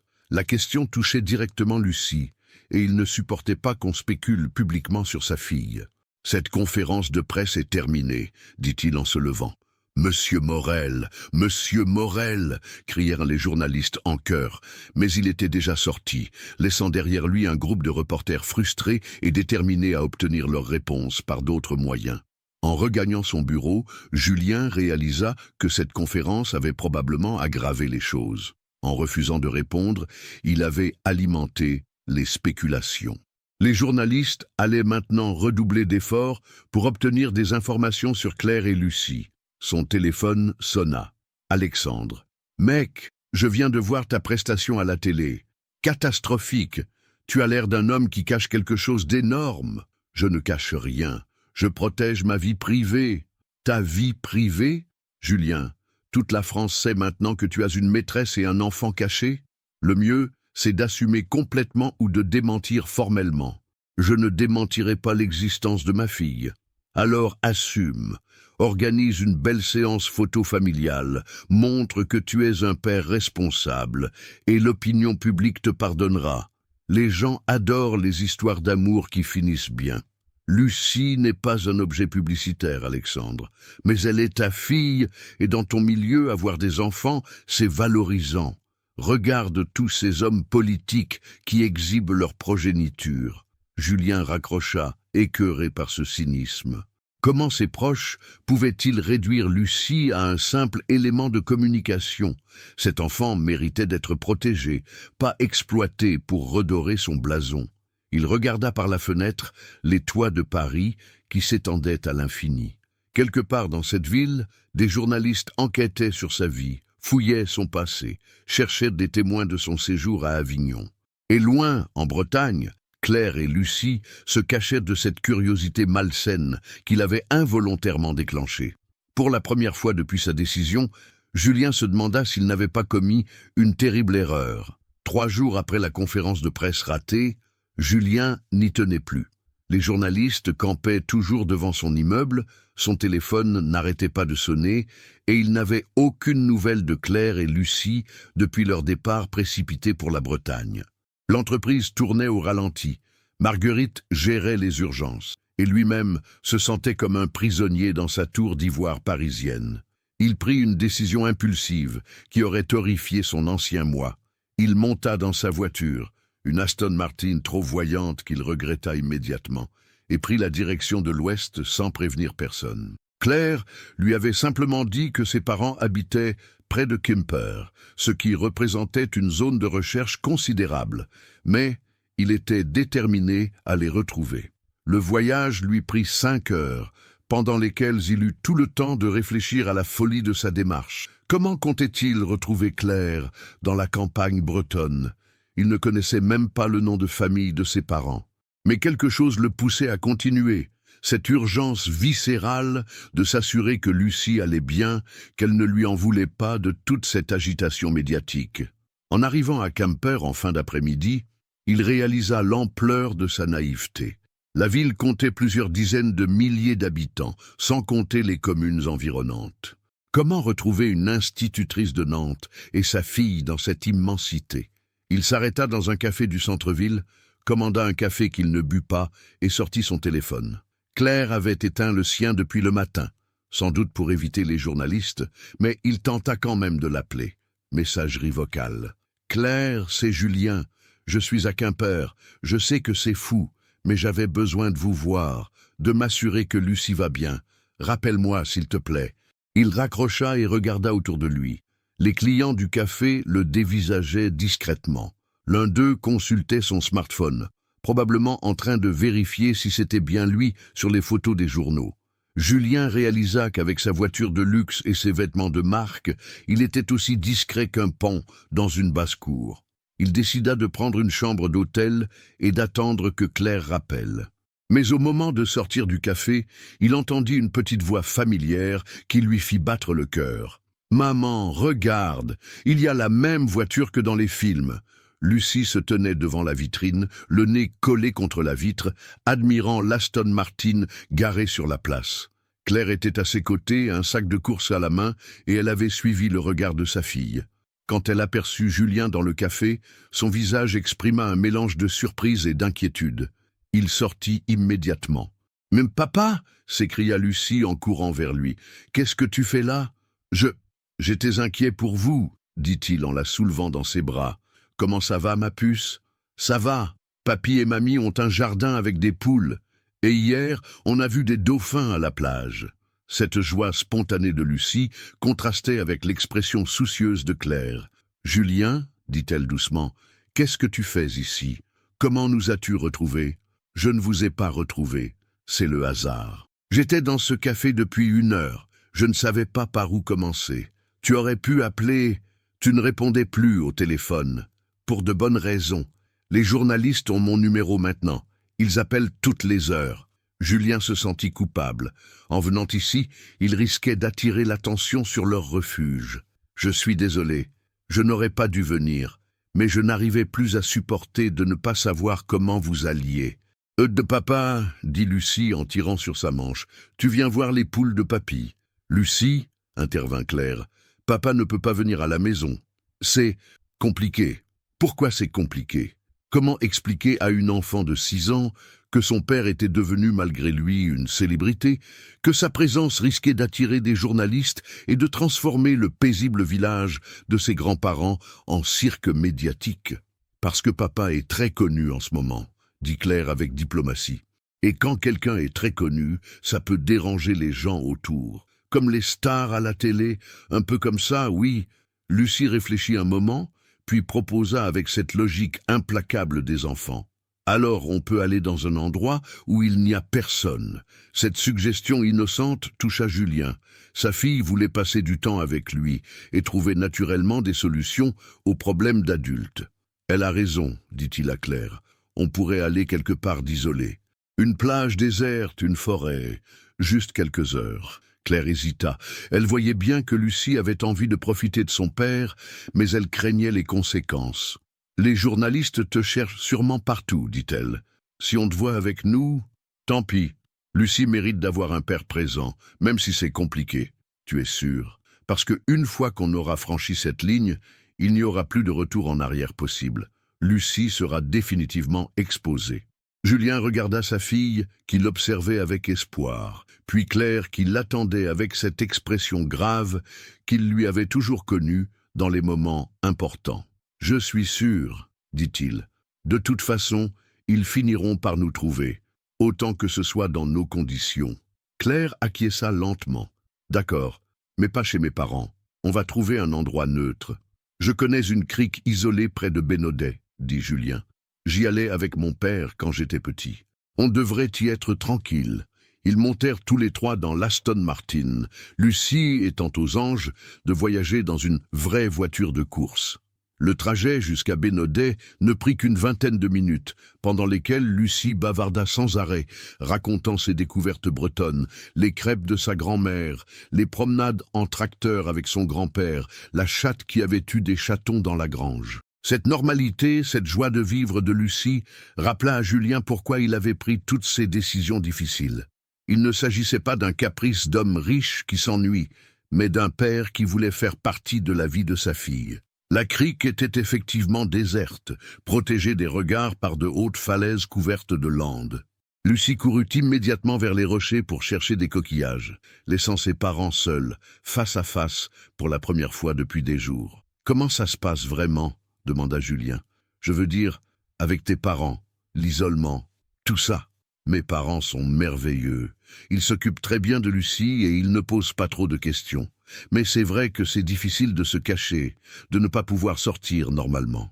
Lucie ne comprend pas pourquoi on ne peut plus aller au marché ou à la boulangerie. « Et toi, comment tu vis tout ça ?» Claire ramassa un galet et le fit rouler entre ses mains. « J'ai peur, avoua-t-elle. Peur pour Lucie, peur de ce qu'on va devenir. Tu as chamboulé ta vie en quelques jours, mais moi, je dois gérer les conséquences à long terme. Si les médias s'intéressent à nous de façon permanente, comment va grandir Lucie? Comment va-t-elle aller à l'école, avoir des amis, vivre normalement ?» Ces questions étaient légitimes et angoissantes. Julien n'avait pas pensé à tous ces aspects pratiques quand il avait pris sa décision. « On trouvera des solutions, dit-il. Je peux engager des gardes du corps, déménager Lucie dans une école privée discrète. Tu m'entends ?» coupa Claire. « Tu parles de garde du corps et d'école privée. Lucie a 6 ans. Elle a besoin de liberté, de simplicité, pas d'une existence de fille de star. Alors qu'est-ce que tu proposes ? Je ne sais pas. C'est bien le problème. Avant que tu réapparaisses dans nos vies, tout était simple. Lucie était heureuse. J'avais un travail que j'aimais. On vivait tranquillement. Maintenant, elle ne finit pas sa phrase. Mais Julien comprit. En voulant bien faire, en voulant être un père présent, il avait peut-être détruit l'équilibre fragile de leur existence. « Tu regrettes que je sois venu te voir ?» demanda-t-il doucement. « Non, » répondit-elle après un moment d'hésitation. « Lucie a le droit de connaître son père. Et moi, j'ai besoin de savoir si ce qu'on ressentait autrefois était réel ou juste un souvenir embelli. Et maintenant, tu as ta réponse ?» Claire le regarda longuement, cherchant ses mots. « Je commence à la voir, oui. Papa, maman, venez voir !» cria Lucie depuis les rochers. « J'ai trouvé une étoile de mer. » Ils coururent la rejoindre et pendant quelques minutes, ils formèrent une vraie famille. Un père, une mère et leur enfant, unis dans l'émerveillement de cette découverte marine. Peu importaient les journalistes, les scandales, les complications sociales. Dans cette crique isolée de Bretagne, ils étaient simplement eux-mêmes. Le lendemain matin, Julien se réveilla dans sa chambre d'hôtel à Quimper, avec une sensation étrange de sérénité. Pour la première fois depuis des semaines, il n'avait pas l'estomac noué par l'angoisse. La soirée de la veille, passée avec Claire et Lucie dans la crique sauvage, lui avait rappelé ce qu'était le bonheur simple. Ils avaient fait griller des saucisses sur un feu de camp improvisé.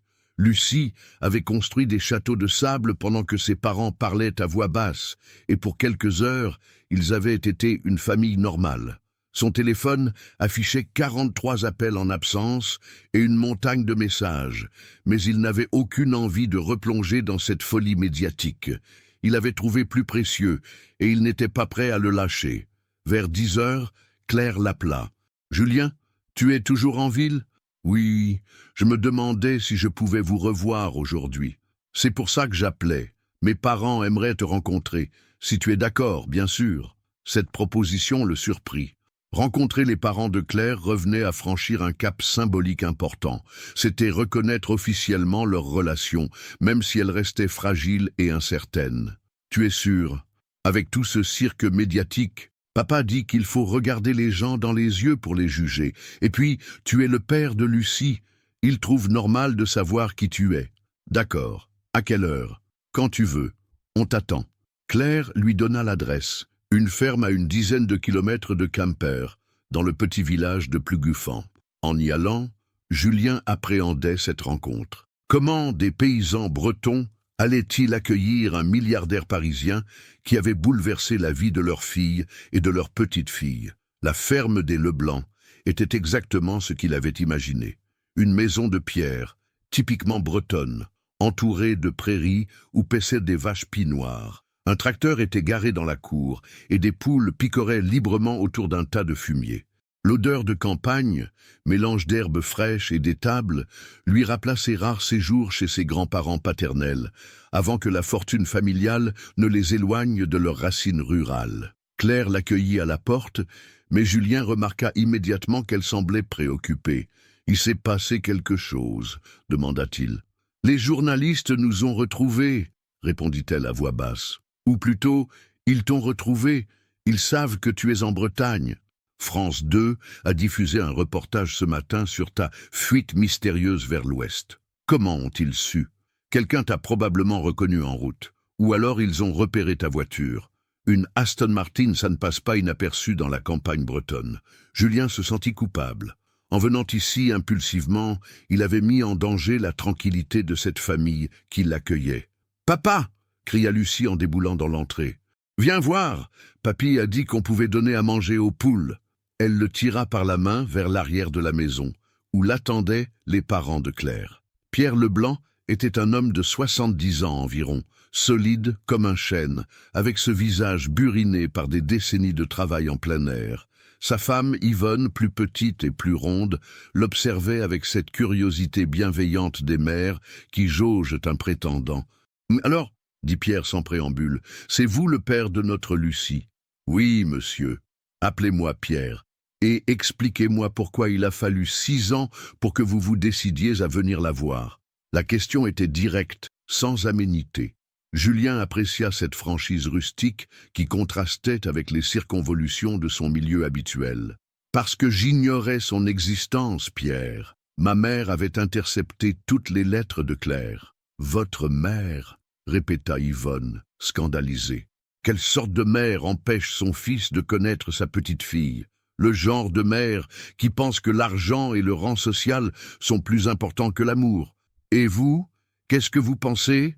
Julien regarda Lucie, qui s'amusait à disperser des graines pour les poules, inconsciente de la conversation qui se déroulait à côté d'elle. « Je pense que j'ai perdu 6 années de sa vie, et que je ne veux plus en perdre une seule. » Pierre hocha la tête, semblant approuver cette réponse. « Claire nous a dit que vous aviez tout quitté pour elle, votre mariage, votre position. C'est vrai ? C'est vrai ? Pourquoi ? Parce que quand j'ai vu Lucie pour la première fois, j'ai compris que rien de ce que j'avais construit n'avait de sens si elle n'en faisait pas partie. »« Et Claire ?»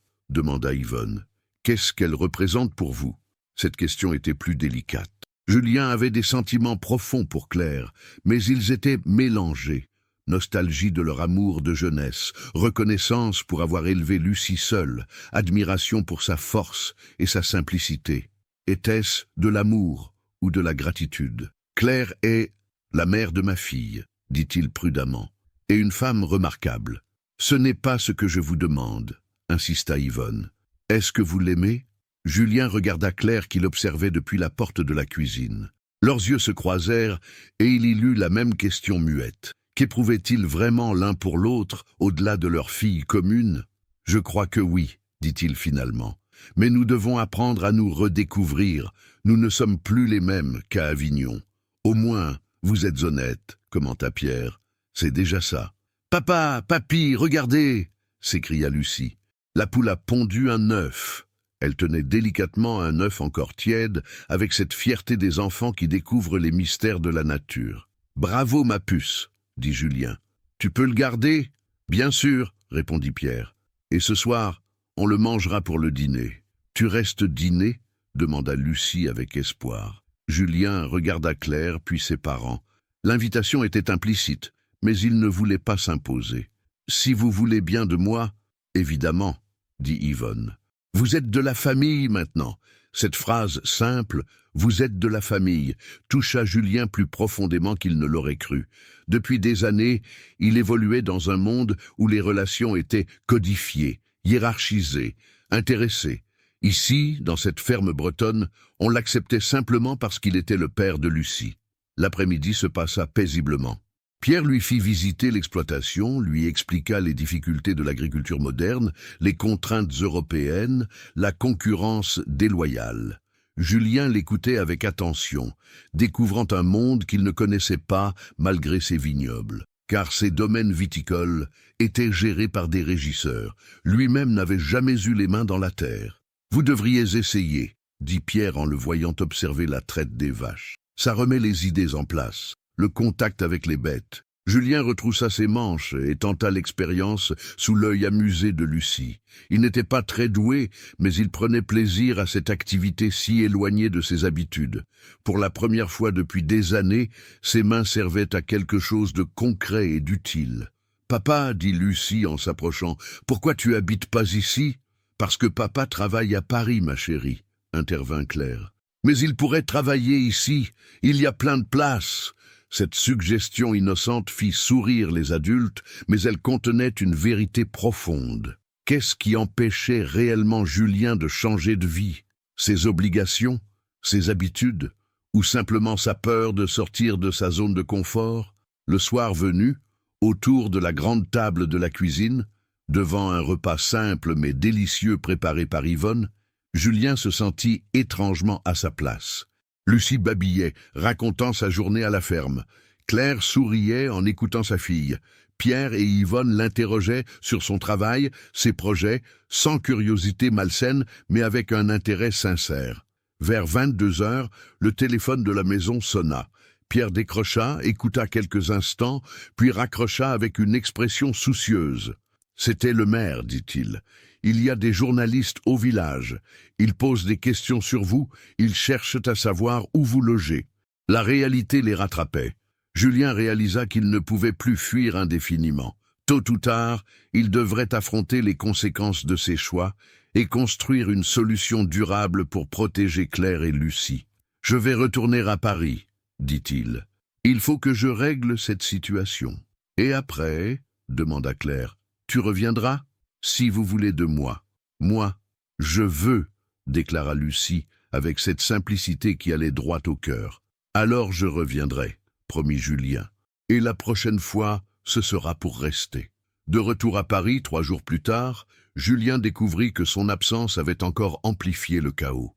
Les journaux titraient sur sa fuite en Bretagne, spéculaient sur une crise nerveuse, et certains évoquaient même un possible enlèvement de l'enfant par la mère. Son avocat, maître Dubois, l'attendait dans son bureau avec une mine catastrophée. « Julien, dit-il sans préambule, la situation devient ingérable. Votre mère menace de convoquer une assemblée générale extraordinaire pour vous faire destituer de la présidence. Plusieurs actionnaires minoritaires la soutiennent, inquiets pour l'image de l'entreprise. Ma mère peut faire ça? Elle détient encore 15% des parts. Et avec ses alliés, elle peut atteindre la majorité nécessaire, surtout si elle arrive à prouver que vous êtes dans un état psychologique instable. »« Instable ?» répéta Julien en riant amèrement. « Pour la première fois de ma vie, je sais exactement ce que je veux. Justement, c'est ça qui les inquiète. Vous avez toujours été prévisible, Julien. Un homme de famille, de tradition, de convenance. Et là, vous bouleversez tout pour une histoire d'amour. Ils ont peur que vous preniez d'autres décisions irrationnelles qui pourraient affecter l'entreprise. » Julien s'assit dans son fauteuil et contempla le bureau où il avait passé tant d'heures à gérer un héritage qu'il n'avait jamais vraiment choisi. Sur la table, une pile de contrats attendait sa signature. Des affaires de millions d'euros qui lui semblaient soudain dérisoires face à ce qu'il avait vécu en Bretagne. « Et si je démissionnais ?» dit-il soudain. « Pardon ? Et si je démissionnais de la présidence ? Volontairement, avant qu'on me pousse dehors ?» Maître Dubois le regarda comme s'il avait perdu la raison. « Julien, vous parlez de l'empire familial. 4 générations de Morel ont bâti cette entreprise. Vous ne pouvez pas tout abandonner. Pourquoi pas ? Mon cousin Édouard est parfaitement compétent pour me remplacer. Il a fait HEC, il connaît le métier, et surtout, il en rêve depuis toujours. Mais, et votre héritage, votre fortune ? Je garderai mes parts, mais je ne dirigerai plus. Quelqu'un d'autre s'occupera de la gestion quotidienne, et moi, je me contenterai des dividendes. Pour faire quoi ? Vivre en Bretagne dans une ferme ? Cette question était posée avec une ironie palpable, mais Julien l'a pris au sérieux. Peut-être, ou à Nantes, avec ma fille. L'important, c'est d'être libre de mes choix. L'avocat secoua la tête, dépassé par cette conversation surréaliste. Julien, réfléchissez. Vous parlez de renoncer à tout ce qui fait votre identité sociale. Comment allez-vous vivre? Que diront les gens? Les gens? Quels gens? Ceux qui me fréquentent par intérêt? Ceux qui m'invitent parce que je suis riche, je m'en fiche, maître. Pour la première fois de ma vie, je m'en fiche complètement.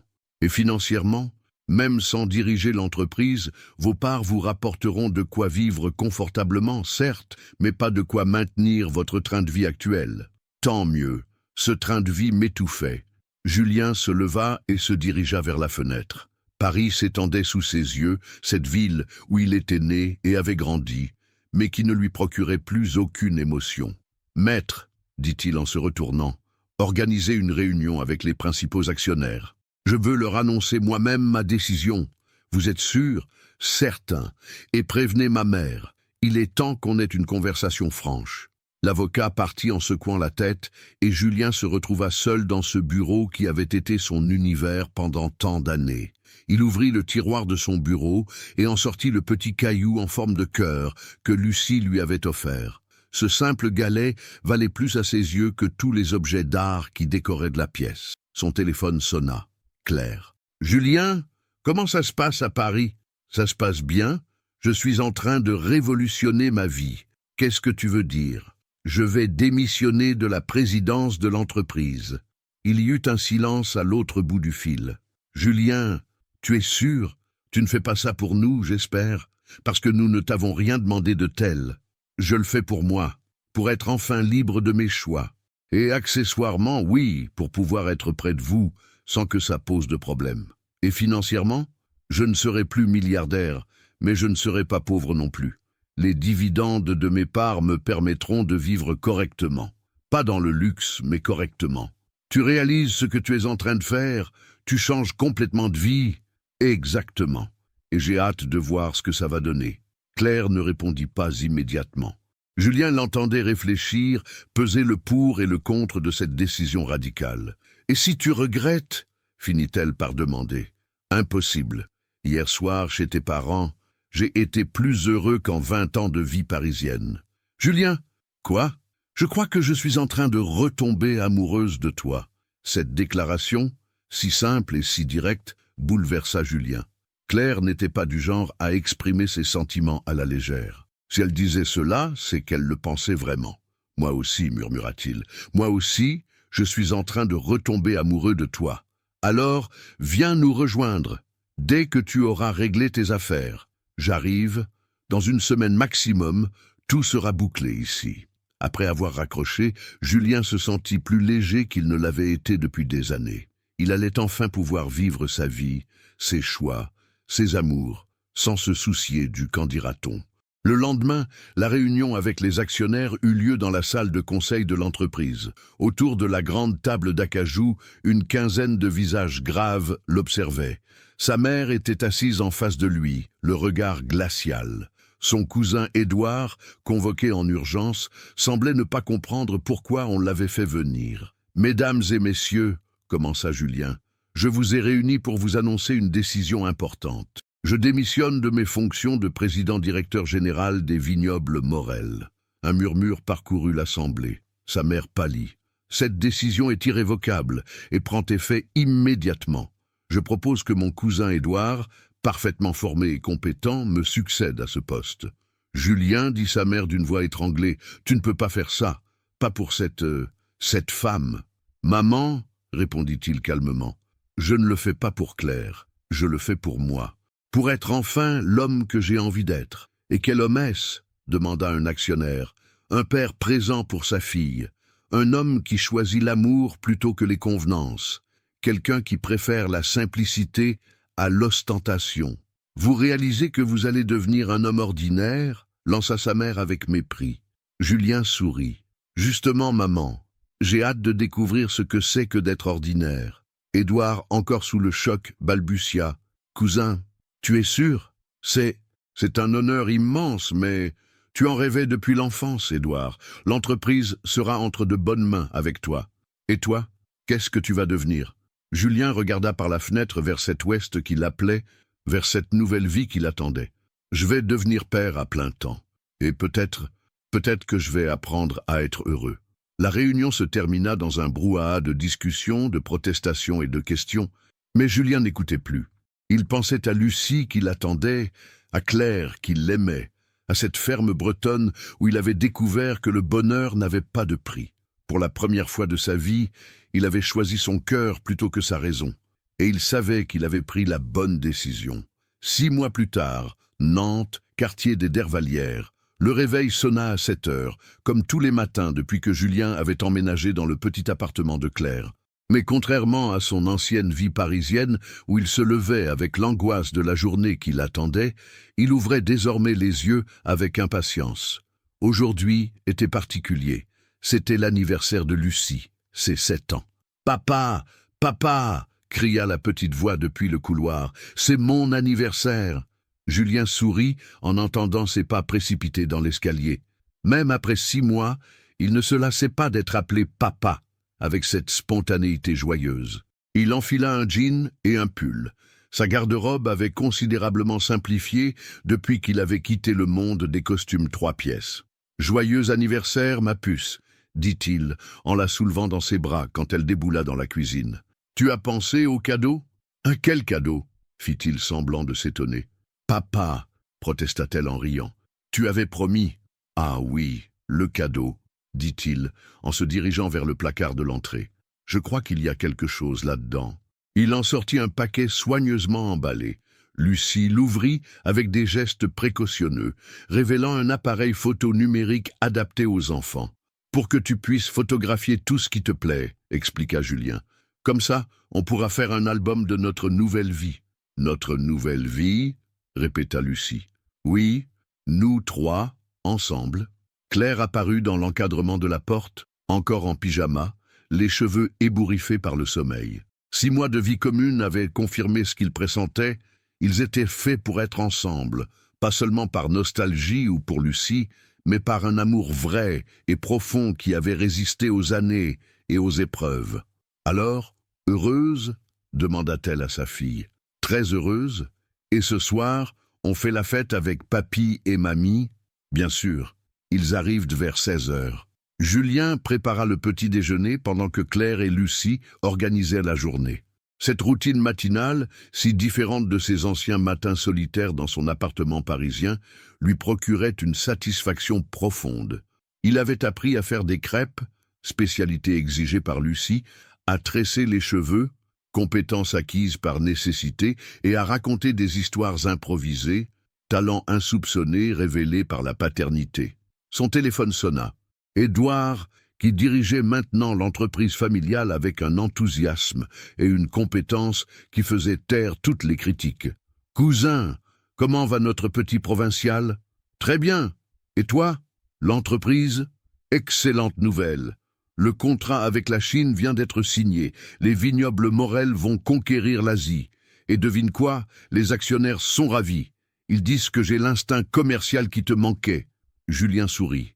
Édouard avait effectivement l'âme d'un chef d'entreprise, cette agressivité commerciale et cette passion pour la stratégie économique que lui-même n'avait jamais vraiment possédée. « Et ta mère ?» demanda Édouard. « Elle a fini par accepter ta décision ? On se parle à nouveau, mais avec parcimonie. Elle considère que j'ai gâché ma vie, mais elle tolère ma présence aux réunions familiales. C'est déjà un progrès. Elle viendra pour l'anniversaire de Lucie ? Non. Elle n'est pas encore prête à reconnaître officiellement sa petite fille, mais ça viendra, j'en suis sûr. » Après avoir raccroché, Julien aida Claire à décorer l'appartement pour la fête. Ils avaient invité les amis de classe de Lucie, les parents de Claire et quelques collègues enseignants de Claire qui étaient devenus leurs amis. Une fête simple, loin du faste des réceptions parisiennes, mais infiniment plus chaleureuse. L'après-midi passa rapidement. Les enfants couraient partout, le gâteau au chocolat de Claire fut dévoré en quelques minutes et Lucie mitraillait tout le monde avec son nouvel appareil photo. Pierre et Yvonne Leblanc s'étaient attachés à Julien, appréciant sa simplicité naturelle et son évidente dévotion pour leur petite fille. « Alors, dit Pierre en sirotant son café, pas de regret pour ta vie d'avant ? » « Aucun, répondit sincèrement Julien. J'ai découvert que la richesse, ce n'est pas l'argent, c'est ça. Il désigna Lucie qui montrait fièrement ses photos à ses amis, Claire qui riait aux éclats avec les autres mères, cette atmosphère de bonheur simple qui régnait dans l'appartement. « Et côté travail, tu t'ennuies pas ?» insista Yvonne. C'était vrai que Julien avait dû repenser complètement son mode de vie. Avec les dividendes de ses parts dans l'entreprise, il n'avait pas besoin de travailler à plein temps, mais il avait tenu à avoir une activité. Il avait trouvé un poste de consultant à mi-temps dans une petite société viticole de la région, où ses connaissances œnologiques étaient appréciées. 3 jours par semaine seulement, ce qui lui laissait du temps pour Lucie et Claire. « Au contraire, dit-il, pour la première fois, je fais un travail que j'ai choisi, avec des gens que j'apprécie. Et surtout, j'ai du temps pour les choses importantes. » Le soir, après le départ des invités, ils se retrouvèrent tous les 3 sur le canapé. Lucie, épuisée par sa journée, s'endormit entre ses parents en regardant ses photos sur l'écran de l'appareil. « Elle est heureuse, » murmura Claire. « Et toi ? Moi aussi. Et toi ?» Julien regarda autour de lui. L'appartement était petit, meublé simplement, sans aucun des objets de luxe qui avaient encombré son existence passée. Mais il s'y sentait chez lui. Comme jamais, il ne s'était senti chez lui nulle part. « Plus heureux que je ne l'ai jamais été, » dit-il en toute sincérité. « Même si tu n'es plus milliardaire, surtout parce que je ne le suis plus, j'ai découvert que l'argent était une prison dorée. Maintenant, je suis libre. » Claire se blottit contre lui et ils restèrent silencieux un moment, écoutant la respiration paisible de Lucie endormie. « Julien, dit soudain Claire, j'ai quelque chose à te dire. »« Quoi donc ? Je suis enceinte. » Ces mots résonnèrent dans le silence du salon, comme une promesse d'avenir.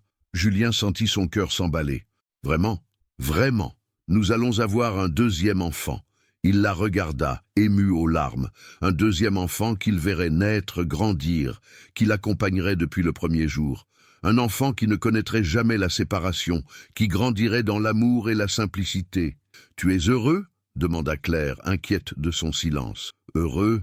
répéta-t-il en l'embrassant tendrement. « Je suis comblé. » Au même moment, Lucie ouvrit les yeux, dérangée par leur chuchotement. « Qu'est-ce qui se passe ?» demanda-t-elle d'une voix ensommeillée. « On te dit qu'on t'aime, ma puce, » répondit Julien en caressant ses cheveux. « Moi aussi, je vous aime. On sera toujours ensemble ?»« Toujours, » promit-il.